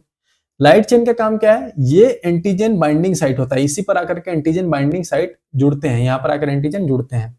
हिंज रीजन जो ज्वाइंट वाला रीजन है यहाँ पर, ये प्रोवाइड्स फ्लेक्सिबिलिटी, इंपॉर्टेंट नहीं है। वेरिएबल रीजन क्या होता है ये इंपॉर्टेंट नहीं है, देख लो, ठीक है। चलो अब यहां से सवाल पूछा जाता है, एंटीजन के 5 टाइप, एंटीबॉडी के 5 मेन टाइप हैं, ठीक है। तुम्हें पता है कि इम्यूनोग्लोबुलिन एंटीबॉडी का नाम है, तो याद रखने का तरीका है दिमाग। कैसे याद रखोगे इसको, दिमाग से, दिमाग, ठीक है। आईजीडी, आईजीई, आईजीएम, आईजीए और आईजीजी, तो ये 5 हैं, पांचों दिमाग है। दिमाग क्या है, एंटीबॉडी, ठीक है। अब देखो यहां पर सबका एक एक करके फंक्शन सुनो, यहां से भी बीपीएससी ने क्वेश्चन पूछा था हाल ही में 71वें बीपीएससी में। सबसे पहला आता है आईजीजी। आईजीजी इंपॉर्टेंट क्यों है, पहला ये कि इसका स्ट्रक्चर मोनोमर है, स्ट्रक्चर इंपॉर्टेंट नहीं है, कोई नहीं पूछने वाला। फंक्शन क्या होता है इसका कि ये सबसे ज्यादा पाया जाता है आईजीजी, पहली बात। दूसरा ये है सबसे ज्यादा पाया जाता है, सबसे ज्यादा लॉन्ग टर्म इम्यूनिटी देता है, सबसे लंबे समय तक इम्यूनिटी। एंटीबॉडी का काम ही इम्यूनिटी देना, तुम्हें संरक्षण देना, तुम्हारी रक्षा करना। तो सबसे लंबे समय तक सबसे लंबा टिकने वाला कौन है, ये है आईजीजी, ठीक है। ये कहाँ कहाँ पाया जाता है, ब्लड में, लिम्फ में, इंटेस्टाइन में, पहली बात। और ये भी याद रखना है कि ये बाय बर्थ प्रेजेंट होता है आईजीजी, ठीक है। आईजीए स्टार मार्क कर लो, आज नहीं तो कल, कल नहीं तो परसों तुम्हारे एग्जाम में क्वेश्चन छपेगा। आईजीए इम्यूनोग्लोबुलिन ए, ठीक है। ये जो होता है तुमने सुना होगा कि माँ का जो पहला दूध होता है वो बच्चे के लिए बहुत ज्यादा हेल्पफुल होता है, ठीक है। तो माँ का जो पहला दूध होता है क्यों इतना ज्यादा हेल्पफुल होता है, क्योंकि माँ के पहले दूध को हम कहते हैं कोलेस्ट्रॉम, पहली बात ध्यान रखना है, क्या कहते हैं, कोलेस्ट्रॉम। उस कोलेस्ट्रॉम में पाया जाता है आईजीए, क्या पाया जाता है, आईजीए। ये आईजीए एक तरह का क्या है, एंटीबॉडी है जो बच्चे के अंदर जाता है और उसको बीमारी से बचने में काफी ज्यादा मदद कर देता है, इसीलिए बच्चे को पहले माँ का दूध दिया जाता है। समझ आ गई बात, कौन सा है एंटीबॉडी उसमें, आईजीए, तुमसे यही पूछा जाएगा। और उसके बाद अभी ये पूछा गया था बीपीएससी में, बीपीएससी 71st बीपीएससी में क्वेश्चन आया था आईजीएम से कि जो पहला एंटीबॉडी, जैसे तुम्हें पता है ना कि जैसे कोई बाहर से कोई आक्रमण होगा, कोई एंटीजन आएगा तो तुम्हारे शरीर के अंदर एंटीबॉडी बनने लगेंगे, ठीक है। कौन बनाता है, बी सेल, याद आ रहा है, बता के किसको दे रहा था, टी सेल को। तो जो पहला एंटीबॉडी बनेगा ना तुम्हारे अंदर किसी इन्फेक्शन के कारण, वो आईजीएम बनता है, ठीक है। ये भी आपको ध्यान रखना है। और ये कहाँ पाया जाता है, ब्लड प्लाज्मा में। भाई ये स्लाइड बिल्कुल मिस मत करना और बहुत अच्छे से पढ़ लेना, नहीं समझ आया दोबारा रिपीट कर लेना, लेकिन इस स्लाइड को मिस मत करना, यहां से क्वेश्चन आएगा ही आएगा। अब एक होता है आईजीई। आईजीई नाम से ध्यान रखना है कि इसका मेन काम है एलर्जी में काम आता है, ठीक है। तो लंग, स्किन, म्यूकस इन जगह पे पाया जाता है। आईजीडी इंपॉर्टेंट नहीं है, ठीक है। ये बी लिम्फोसाइट के सरफेस पर होता है और इसका मेन काम कुछ है नहीं। ये सारे इंपॉर्टेंट है, जिनमें सबसे इंपॉर्टेंट है वो आईजीए और आईजीएम, ये दो बहुत इंपॉर्टेंट है। आईजीई एलर्जी में काम आता है। अब तुमने एंटीजन समझ लिया, एंटीबॉडी समझ लिया, अब जरा इम्यूनिटी को समझो। इम्यूनिटी की अगर हम बात करें, इम्यूनिटी का मतलब होता है प्रतिरक्षा। तो हमारे शरीर को भगवान ने जो बनाया है, ऐसा बनाया है कि हम खुद अपनी रक्षा खुद कर सकते हैं। तो दो तरह के हमारे पास क्या है, इम्यूनिटी है, हमारे पास संरक्षण करने के लिए लोग हैं, ठीक है। कौन है भाई, जरा समझना। पहला है इन्नेट इम्यूनिटी। इन्नेट इम्यूनिटी मतलब जन्मजात प्रतिरक्षा, मतलब ऐसा इम्यूनिटी जो बचपन से, हमारे पैदा होने से ही बाय बर्थ हमारे अंदर प्रेजेंट हो, जो बीमारी से लड़ने में मदद कर दे, उसको हम इन्नेट इम्यूनिटी कह देते हैं। समझ आएगी बात, बाय बर्थ प्रेजेंट होता है, जन्म से ही प्रेजेंट होता है, बाहर से हमें नहीं मिलता ये। और ये नॉन स्पेसिफिक होता है, जरूरी नहीं है किसी बीमारी, खास बीमारी के लिए, सारे बीमारी में ये काम आता है, किसी में कम किसी में ज्यादा, लेकिन लड़ने के लिए सबसे सबसे तैयार रहता है ये हमेशा, ठीक है। सबसे बचने में ये मदद कर देता है और ये तुरंत का तुरंत रिस्पॉन्स करता है, ये भी ध्यान रखना आपको। इसके मेन कंपोनेंट कौन है, उदाहरण के तौर पर जैसे फिजिकल बैरियर, तुम्हें पता है ना, कोई भी चीज बाहर से अगर आ रही है, धूल, मिट्टी, कीड़ा, कुछ भी आ रहा है, तो सबसे पहले किससे टकराएगा, स्किन से तुम्हारे, या म्यूकस से, या म्यूकस के मेम्ब्रेन से, ठीक है, इसी से आएगा। तो तुम्हारा पहला जो स्किन बैरियर हो गया, ये सारे आ जाते हैं। केमिकल बैरियर, तुम्हारे अंदर जो एंजाइम निकल रहा है, सलाइवा के अंदर एंजाइम में लाइसोजाइम, या गैस्ट्रिक जूस, तुम्हें पता है ना वो एसिडिक होता है, पेट के अंदर एसिडिक जूस है, तो अगर कोई कीड़ा अंदर चला गया तो उसको भी वो मार सकता है, ठीक है। तो ये भी क्या होता है, नेचुरल होता है, बाय बर्थ होता है। हमारे पास सेलुलर डिफेंस है, कई सारे सेल्स ऐसे, जैसे न्यूट्रोफिल हमने देखा, वो क्या कर सकता है कि सीधा का सीधा अगर कोई सेल है तो उसको खा सकता है, अगर उसमें बीमारी आ गई है तो कोई दिक्कत आएगा। मैक्रोफाज भी वही होता है, खा जाता है सीधा का सीधा, खा जाते हैं, समझ लेना, खा जाता है। इन्फ्लामेटरी रिस्पॉन्स मतलब कि वहां सूजन हो जाए, पस जमा हो जाए, ठीक है, तो उसको हम इन्फ्लामेटरी कहते हैं। ये सारे के सारे जन्म से ही होते हैं। दूसरा है एक्वायर्ड, नाम से पता चल रहा है, एक्वायर्ड या अडेप्टिव इम्यूनिटी या अर्जित प्रतिरक्षा। ये क्या हो जाता है, हम बाहर आके सीखते हैं, ठीक है, ये हमें बाय बर्थ नहीं मिलता, जब जैसे जैसे हमें बीमारियों से एक्सपोजर मिलते जाता है वैसे वैसे सीखते जाते हैं। जैसे उदाहरण के तौर पर आपको पिलाया गया होगा पोलियो 2 बूंद जिंदगी की। क्यों पिलाया जाता है जरा समझना। ये जो 2 बूंद पिलाया जाता है ना, इसमें क्या कर देता है, एक शब्द याद रखना है आपको, एटीन्यूएटेड। क्या याद रखना है, एटीन्यूएटेड। एटीन्यूएटेड का मतलब होता है कि जैसे कोई माइक्रोब है, ठीक है, तुमने सुना होगा कि जो चाणक्य थे वो क्या करते थे कि चंद्रगुप्त मौर्य को थोड़ा थोड़ा जहर देते थे खाने में, ठीक है, ताकि एक समय के बाद जब उनको जहर कोई देने की कोशिश करे तो उनको असर ना हो। मैं कहानी क्यों बता रहा हूँ, वैसा ही परंपरा इसमें भी चलती है। कैसे, पोलियो जो तुम पीते हो ना, तो उस पोलियो में क्या कर देते हैं, पोलियो का वायरस तुम्हें पिलाया जाता है। पोलियो का वायरस क्या कर देते हैं, एटीन्यूएट कर देते हैं। एटीन्यूएट मतलब उसको मारते नहीं है, अधमरा कर देते हैं, या डोरमेंट कर देते हैं, या इनेक्टिव कर देते हैं। मतलब बहुत ज्यादा कूद फान नहीं रहा होता है, थोड़ा कमजोर कर देते हैं उसको, सिंपल समझ लो। और कमजोर करके हमारे शरीर के अंदर डाल देते हैं। अब शरीर के अंदर कौन बैठा हुआ है, बी सेल, टी सेल। तुम्हें पता है, जैसे कोई बाहर से आया, ये दोनों अचानक से देखते, अरे देखो आ गया, देखो वो आ गया, तो बी सेल क्या कर देता है, जैसे ही अंदर घुसा, इसके खिलाफ इसका ब्लूप्रिंट निकालता है और पढ़ना शुरू कर देता है। पढ़ने के बाद निकालता है कि अच्छा, इसको मारने के लिए ये वाला एंटीबॉडी काम आएगा। बी सेल एंटीबॉडी बनाता है और टी सेल को दे देता है, ठीक है, और टी सेल क्या कर देता है, उसको मार देता है। तो हम क्या कर देते हैं ना, पोलियो का जो वायरस होता है, अचानक से अगर हमला करेगा ना, तो भाई बचाना मुश्किल हो जाता है। इसीलिए क्या कर देते हैं कि हम उसको एटीन्यूएट करके, इनएक्टिव करके, थोड़ा थोड़ा हमारे बॉडी के अंदर हम ऑलरेडी इसका एंटीबायोटिक बनवा लेते हैं, अपने बॉडी से ही बनवा लेते हैं कि भाई बना के रखो, कहीं हमला हो गया तो फिर आसानी होगी उस समय, ठीक है। तो उसलिए हम क्या करते हैं कि बाहर से देते हैं कई सारी चीजों को, जिसको हम एडेप्टिव या एक्वायर्ड इम्यूनिटी कह देते हैं। जो बाहर से देने के कारण इम्यूनिटी बनती है उसको कह देते हैं, ठीक है। समझ आ गई बात। ये टाइम लेता है, नाम से पता चल रहा है, ठीक है। और मेमोरी सेल इसमें काफी हेल्प करते हैं। मेमोरी सेल यानी बी सेल, टी सेल, तुम्हें पता है, ठीक है। ये सारी बातें मैंने आपको बता दी। अच्छा, नेचुरली एक्वायर्ड एक्टिव, इसका मतलब क्या होता है सर,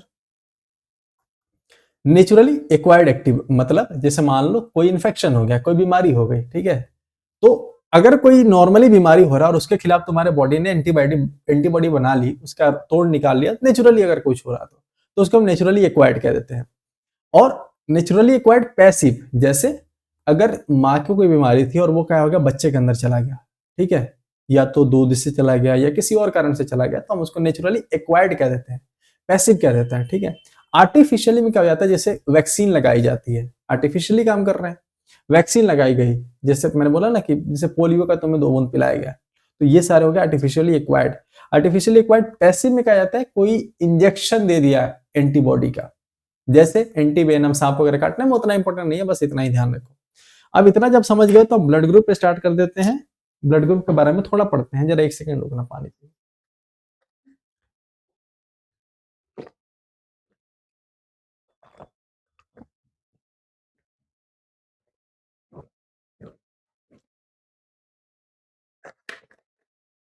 देखो, ब्लड ग्रुप बहुत इंपॉर्टेंट है और यहाँ लड़के बहुत ज्यादा कंफ्यूज होते हैं। आज के बाद से सारे कंफ्यूजन खत्म हो जाएंगे ब्लड ग्रुप से। पहली बात तो ये कि सबसे पहले ब्लड ग्रुप के बारे में बताया था किसने, तो ब्लड ग्रुप के बारे में सबसे पहले बताया था लैंड स्टीनर ने। पहला क्वेश्चन आता है, कब बताया था, 1901 में बताया था, ठीक है।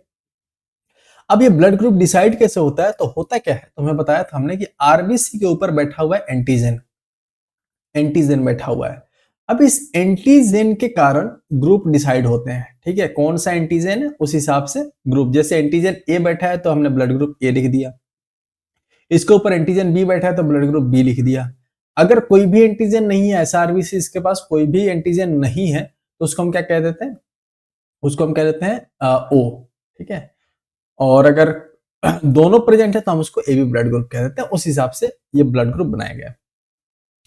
अब दो मेन ब्लड ग्रुप होते हैं, मतलब ब्लड ग्रुप सिस्टम के दो टाइप होते हैं, पहला है एबीओ ब्लड ग्रुप सिस्टम और दूसरा है Rh group system. ABO blood group system की अगर हम बात करें तो A group, B group, O group, ये तीन ग्रुप मिला करके ऐसे ऐसे अलग अलग ग्रुप बनाते हैं। सबसे पहला जो ग्रुप है वो ए ब्लड ग्रुप है। ए ब्लड ग्रुप में क्या होता है, ध्यान रखना है आपको, जो एंटीजन वो ब्लड ग्रुप और जस्ट उसका एंटीबॉडी। ठीक है, तो उदाहरण के तौर पर antigen A blood group A, antibody B. ठीक है, antigen B same blood group यानी बी ब्लड ग्रुप, और उल्टा एंटीबॉडी। समझ आएगी बात। और जो एंटीजन यानी ए और बी दोनों एंटीजन है तो ब्लड ग्रुप भी दोनों होगा, और एंटीबॉडी दोनों में से कोई नहीं होगा। ठीक है, अब ओ मतलब क्या होता है, नॉट। ओ में क्या हो जाएगा, दोनों में से कोई भी एंटीजन नहीं रहेंगे। ओ ब्लड ग्रुप में कोई एंटीजन नहीं रहता है, और एंटी ए और एंटी बी दोनों पाए जाते हैं इसके पास। ठीक है, अच्छा, ओ ब्लड ग्रुप को ही हम यूनिवर्सल डोनर भी कहते हैं। क्यों? क्योंकि इसके पास एंटीजन नहीं है, एंटीजन नहीं है तो इसके पास हमला करने वाले लोग नहीं है, हमला करने वाले लोग नहीं है तो किसी के भी पास जाकर के बैठ सकता है, किसी के अंदर जा सकता है, इसलिए हम इसको यूनिवर्सल डोनर कह देते हैं। और ए बी को यूनिवर्सल रिसिपिएंट इसलिए कह देते हैं क्योंकि इसके पास दोनों का तोड़ है। ठीक है, दोनों का तोड़ है, इसके पास क्या होता है, इसके पास कोई एंटीबॉडी नहीं है। ठीक है, तो इसके पास कोई बचाने वाला नहीं है, कोई रोकने वाला नहीं है, तो कोई भी आकर के इसके अंदर घुस सकता है, कोई भी इसके साथ जुड़ सकता है, तो ये सबसे रिसीव कर सकता है। ध्यान रखना है। अब एक शब्द आता है ट्रांसफ्यूजन, ब्लड ट्रांसफ्यूजन या रक्त संक्रमण या रक्त प्रत्यारोपण।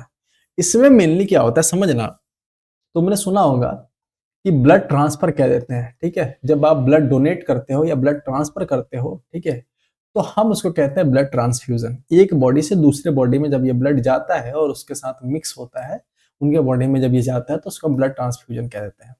ठीक है, समझ आ गई बात। अब ये दो तरीके से होता है, एक होता है होल ब्लड ट्रांसफ्यूजन और दूसरा होता है कंपोनेंट थेरेपी। होल ब्लड नाम से पता चल रहा है कि पूरा का पूरा जो ब्लड का कंपोनेंट है, चाहे उसमें आरबीसी, डब्ल्यूबीसी, प्लेटलेट्स, जितने कंपोनेंट है, प्लाज्मा, सब डोनेट कर रहे हैं। और कंपोनेंट थेरेपी में क्या होता है कि कुछ पार्ट, जैसे आरबीसी की जरूरत है, प्लेटलेट्स की जरूरत है, तो वो निकाल करके वो सिर्फ उसमें डाल देते हैं। ब्लड ट्रांसफ्यूजन के कुछ स्टेप्स होते हैं, जैसे सबसे पहले क्या करते हैं समझना कि ग्रुप्स पता करते हैं। अगर ग्रुप मैच कर रहा है तो ठीक है, तभी हम डोनेट कर सकते हैं। और दूसरा स्टेप होता है स्क्रीनिंग करते हैं कि भाई साहब कि चलो भाई ग्रुप मैच कर गया। दूसरा क्या करते हैं, स्क्रीनिंग, मतलब कोई बीमारी तो नहीं है, हेपेटाइटिस नहीं है, एड्स नहीं, इस तरह की कोई बीमारी तो नहीं है। तीसरा करते हैं कि स्टेराइल कलेक्शन बनाते हैं। स्टेराइल कलेक्शन मतलब कि उसी तरह का, जैसे माने हमने ब्लड रखा है किसी चीज में, ठीक है, तो वो बिल्कुल माइक्रो ऑर्गेनिज्म या किसी तरह के बैक्टीरिया या किसी तरह के वायरस, किसी तरह के माइक्रो ऑर्गेनिज्म से फ्री होना चाहिए, ताकि यहाँ आगे कोई इन्फेक्शन ना बन जाए वो। ठीक है, इसके अलावा चौथा स्टेप होता है, जब ये सारे एलिजिबिलिटी क्राइटेरिया पार कर लेता है, चौथा स्टेप होता है इस ब्लड को हम इंट्रावेनस, आईवी मतलब इंट्रावेनस, यानी नस के थ्रू, नस से पास कर देते हैं दूसरे पेशेंट के अंदर। और पांचवा स्टेप ये होता है कि पूरे दौरान हम मॉनिटर करते रहते हैं कि उस बॉडी में कोई रिएक्शन तो नहीं हो रहा है, पेशेंट के अंदर कोई रिएक्शन तो नहीं हो रहा है। अगर सही सलामत जा रहा है तो सही है भाई, ठीक है, ब्लड चला गया। ये पूरा प्रोसेस कहलाता है ब्लड ट्रांसफ्यूजन। अच्छा, अगर तुमसे थोड़ा डिटेल में जाकर और पूछ दे तो तुम क्या करोगे, ओ नेगेटिव को कहना यूनिवर्सल डोनर होता है, और ए बी पॉजिटिव जो होता है वो यूनिवर्सल एक्सेप्टर होता है। अभी मैं आके बताऊंगा। ठीक है, ऐसे तो तुमसे नेगेटिव पॉजिटिव नहीं देगा, सिंपली दे देगा। तो ओ यूनिवर्सल डोनर यानी सबको देने वाला सर्वदाता होता है, और सर्व से लेने वाला वो ए बी होता है। ए बी में भी ए बी पॉजिटिव। ठीक है, ऐसे ध्यान रखना है। चलो, वही सारी बातें यहाँ पर दोबारा लिखी गई हैं कि पहले क्या कर देते हैं, हम ब्लड ग्रुप दिखाते हैं, सबसे पहले एबीओ ब्लड ग्रुप सिस्टम, फिर आरएच फैक्टर, ये सारी चीजें मिलाते हैं। आरएच फैक्टर में क्या होता है, आरएच फैक्टर कहाँ गया, मैंने बताया नहीं क्या आपको?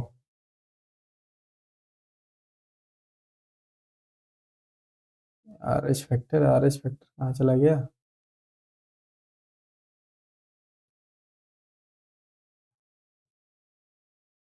देखो, ध्यान रखना यहाँ पर, पता नहीं कैसे आरएच फैक्टर नहीं है। आरएच फैक्टर में वापस यहाँ पर बता देता हूँ आपको।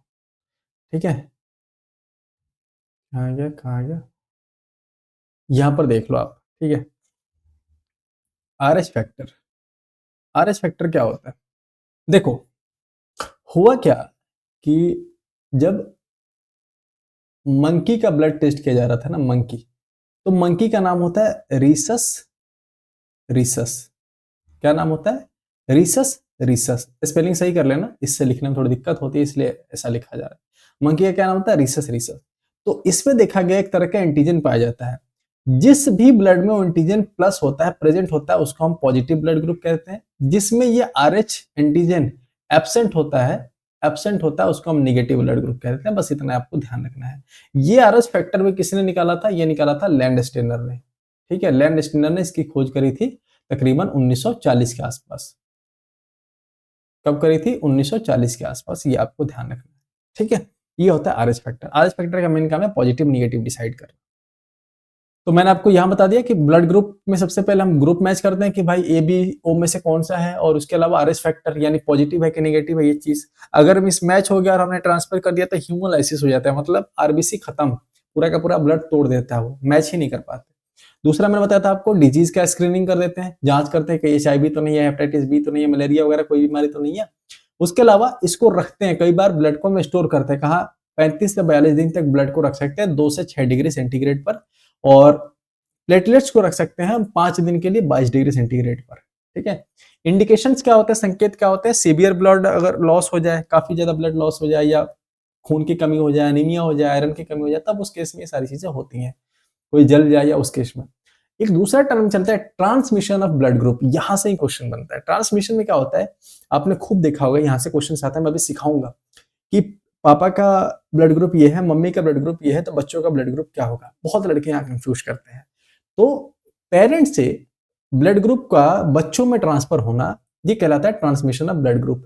ये किस पर काम करता है? ये मेंडेलियन जेनेटिक्स जो तुमने पढ़ा था ना, सारी चीजें सिर्फ सेम टू सेम वही है, उसी पर ये काम करता करा था, वो हमने देखा भी था उदाहरण में।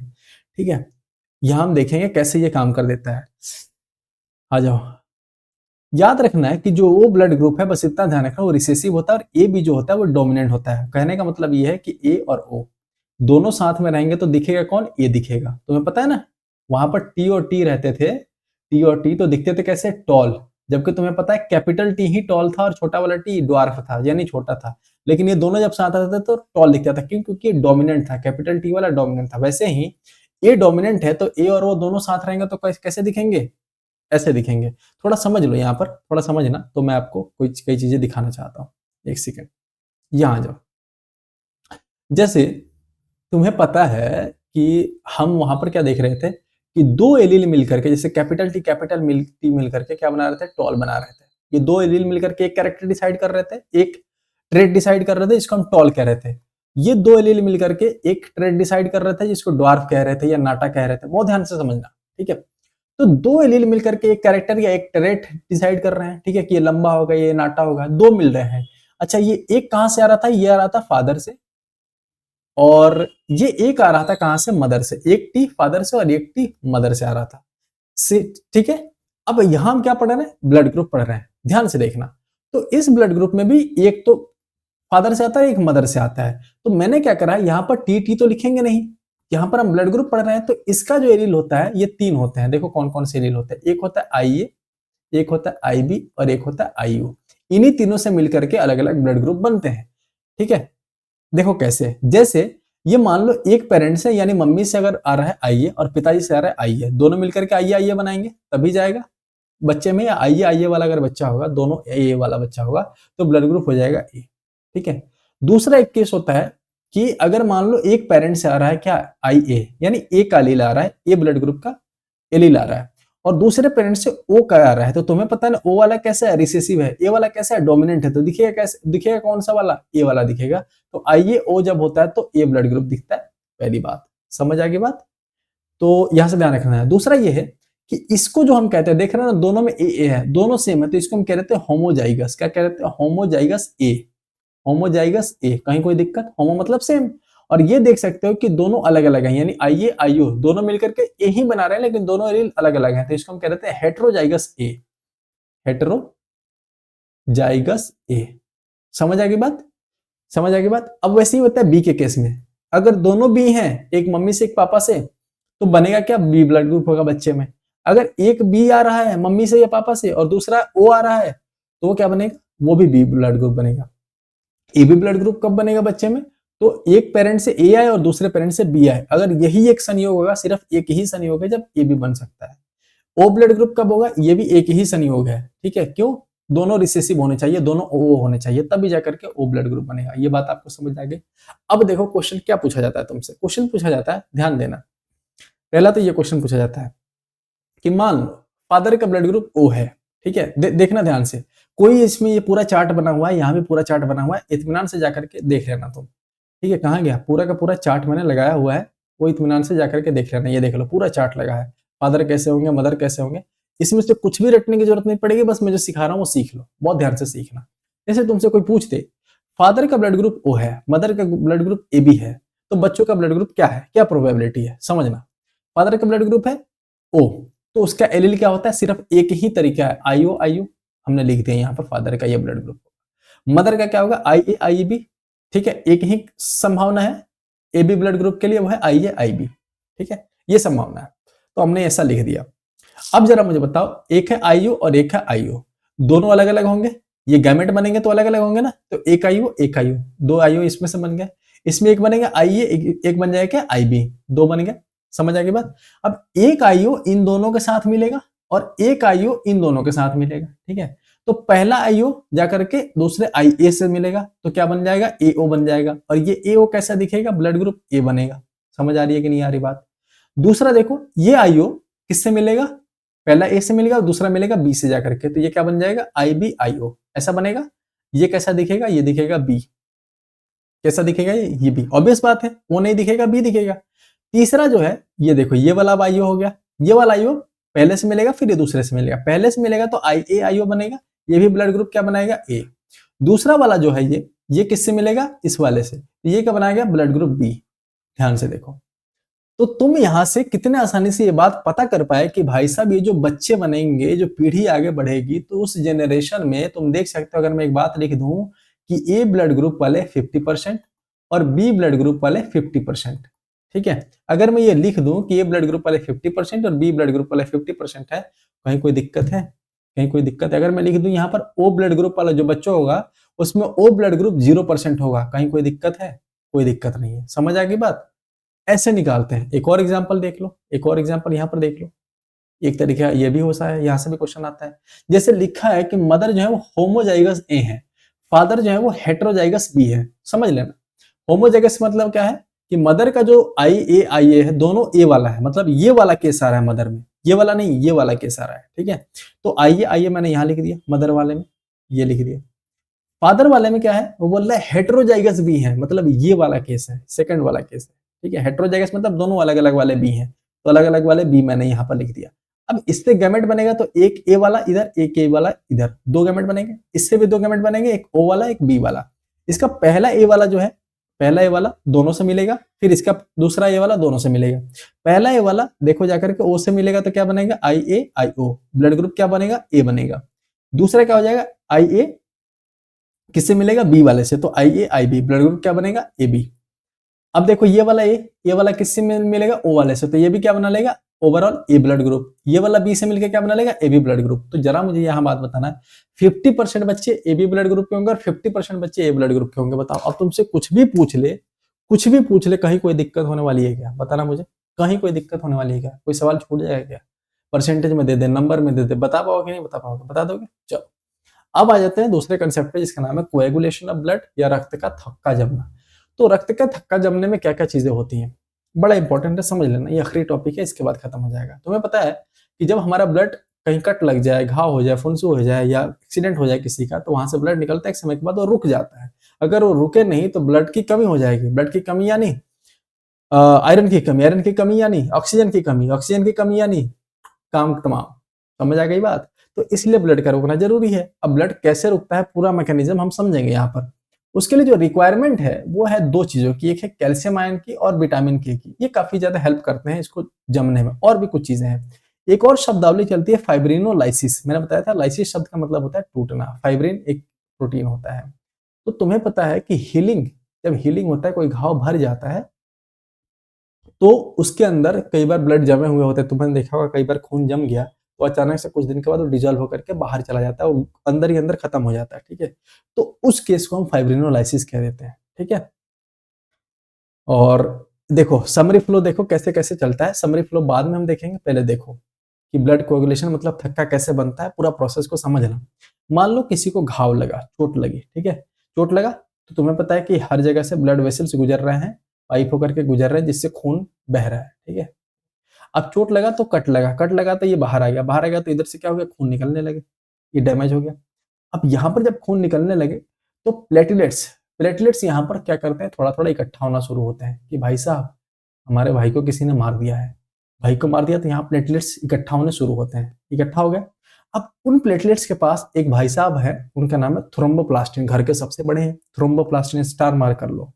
सबसे पहले यही आते हैं, यही डिसीजन लेते हैं कि कैसे रोकना है मैटर को। तो सबसे पहला है प्लेटलेट्स, प्लेटलेट्स के अंदर बैठा है कौन, थ्रोम्बोप्लास्टिन। थ्रोम्बोप्लास्टिन वहां आता है और थ्रोम्बोप्लास्टिन कहां से निकलता है, प्लेटलेट से निकलता है, वहां पर आता है और इसका काम यह है कि कैल्शियम के साथ मिलकर के एक प्रोटीन पाया जाता है प्रोथ्रोम्बिन। प्रो है मतलब पुराना है, इनएक्टिव है, काम नहीं कर रहा है, चुपचाप शांत बैठा है, बोलता है कि भाई तुम आ जाओ, तुम्हारी जरूरत पड़ गई है, ठीक है। ये दोनों मिलकर के कॉल करते हैं किसको, प्रोथ्रोम्बिन को, और कहते हैं कि तुम थ्रोम्बिन में बदल के आना, ऐसे मत आना क्रिस बन के आना, ऋतिक रोशन बन के मत आना, क्रिस बन के आना। तो ये क्या बन के आता है, थ्रोम्बिन बन जाता है। किसके प्रेजेंस में, थ्रोम्बोप्लास्टिन और कैल्शियम के प्रेजेंस में थ्रोम्बिन बन जाता है, ठीक है। अब ये थ्रोम्बिन क्यों इंपॉर्टेंट है, देखो ये थ्रोम्बिन आता है, आगे बढ़ता है और ये क्या करता है, एक प्रोटीन बैठा है अंदर, फाइब्रिनोजेन, ये है असली खिलाड़ी, इसका सबसे ज्यादा जरूरत है, यही हमला करेगा, यही सब कुछ ठीक करेगा। तो थ्रोम्बिन जो बना है ना, ये कहता है फाइब्रिनोजेन भाई अब तुम्हारा समय आ गया असली रूप में आने का, कौन से रूप में, फाइब्रिन का रूप लेने का। यही फाइब्रिन, फाइब्रिन मतलब फाइबर बन जाता है ऐसे ऐसे। तो जो पानी के फॉर्म में आ रहा था खून, अब ये फाइबर बन गया, धागे नुमा बन गया, या थक्का बन गया, जेल जैसा बन गया। वो क्यों बनता है, क्योंकि फाइब्रिन प्रोटीन वहां आ जाता है। तो शुरुआत क्या था, थ्रोम्बोप्लास्टिन ने, और अंत करता है फाइब्रिन, ध्यान रखना है। ब्लड जमता है फाइब्रिन के कारण और शुरुआत जमने की होती है थ्रोम्बोप्लास्टिन के कारण, ठीक है, समझ आ गई बात। और उसके बाद क्या होता है, क्लॉट का फॉर्मेशन, थक्का जम जाता है वहां पर। पूरा का पूरा सिस्टम ये रहा, वैसे ही मैंने यहाँ पर चार्ट फॉर्म में लिखा हुआ है, आप वापस से देख सकते हो, ठीक है। इसके अलावा एक और शब्द चलता है जिसका नाम है एग्लूटिनेशन ऑफ ब्लड। इसका मतलब है रक्त का रंगुलन, या कई सारी चीजें चलती हैं, चिपकन, कई सारे शब्द चलते हैं। जैसे मान लो ये एक ए ब्लड ग्रुप वाला है, एक बी ब्लड ग्रुप वाला है, ठीक है, एक ए ब्लड ग्रुप वाला है, एक बी ब्लड ग्रुप वाला है। तो क्या ये एक दूसरे को दे सकते हैं, नहीं दे सकते हैं। और क्यों नहीं दे सकते ये भी समझो। होता क्या है कि जब अलग अलग ब्लड ग्रुप वाले एक दूसरे को ब्लड ग्रुप ट्रांसफर कर दें तो होता क्या ना, ये कहता है कि अरे यार,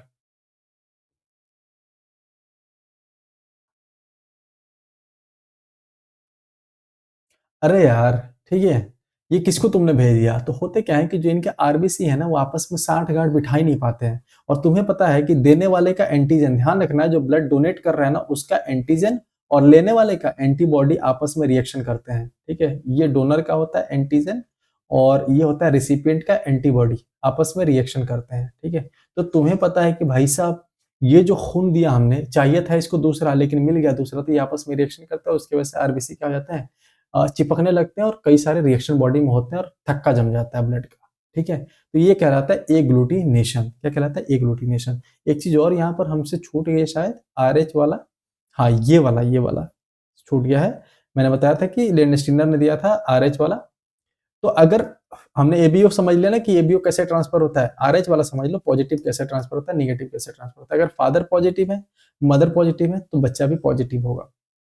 फादर पॉजिटिव है, मदर पॉजिटिव निगेटिव है, तो चांसेस दोनों के हैं, पॉजिटिव निगेटिव कुछ भी हो सकता है। अगर फादर मदर दोनों निगेटिव है तो बच्चा निगेटिव होगा, ये आपको ध्यान रखना है बस। आज की क्लास में यही रहेगा, इतना ही पढ़ेंगे और इसके बाद हम अगली क्लास में मिलेंगे। पूरा का पूरा ह्यूमन फिजियोलॉजी, हम शायद एक दिन का ब्रेक लें, बट उसमें क्या करेंगे, पूरा का पूरा फिजियोलॉजी को हम चाहेंगे, कोशिश करेंगे कि एक क्लास में करें, ज्यादा से ज्यादा 2 क्लास, ठीक है। तो हम खत्म करेंगे, बाकी जल्दी मिलते हैं। अच्छे से पढ़ते रहिए, मैं आपको बेहतर से बेहतर चीजें देने का ट्राई कर रहा हूँ यार, और आप भी थोड़ा सा एफर्ट दिखाइए, बड़े भाई के नाते मैं आपसे कह रहा हूँ, बार बार कह रहा हूँ कि थोड़ा सपोर्ट करिए और अपने आसपास दोस्तों को बताओ यार, तुम्हारा नंबर नहीं घटने वाला मेरे भाई, यकीन मानो। तुम्हारों को भी सिलेक्शन ले लें दो यार, डरो मत, ठीक है। तुम्हारा सिलेक्शन नहीं रुकने वाला, जो बच्चे जितना पहले जुड़े हुए हैं उनका सिलेक्शन होगा ही होगा। और डरना नहीं है, बस भाईचारा दिखाओ यार, बस इतना ही कहूंगा। आप भी मोहब्बत दिखाओ, मैं भी दिखा रहा हूँ, सब कुछ कर रहा हूँ, इतना एफर्ट लगा रहा हूँ, तो थोड़ा आप भी लगाओ। अपने दोस्तों ग्रुप में सबको बताओ, ठीक है, कि कोई आपके लिए इतना कुछ कर रहा है, तो प्लीज़ आप लोग भी सपोर्ट कीजिए। बाकी मिलते हैं जल्दी, ध्यान रखिए, पढ़ते रहिए, अच्छे कंटेंट्स अच्छी बातें करते रहिए, अच्छे लोगों के बीच रहिए, खुश रहिए। जय हिंद, जय भारत।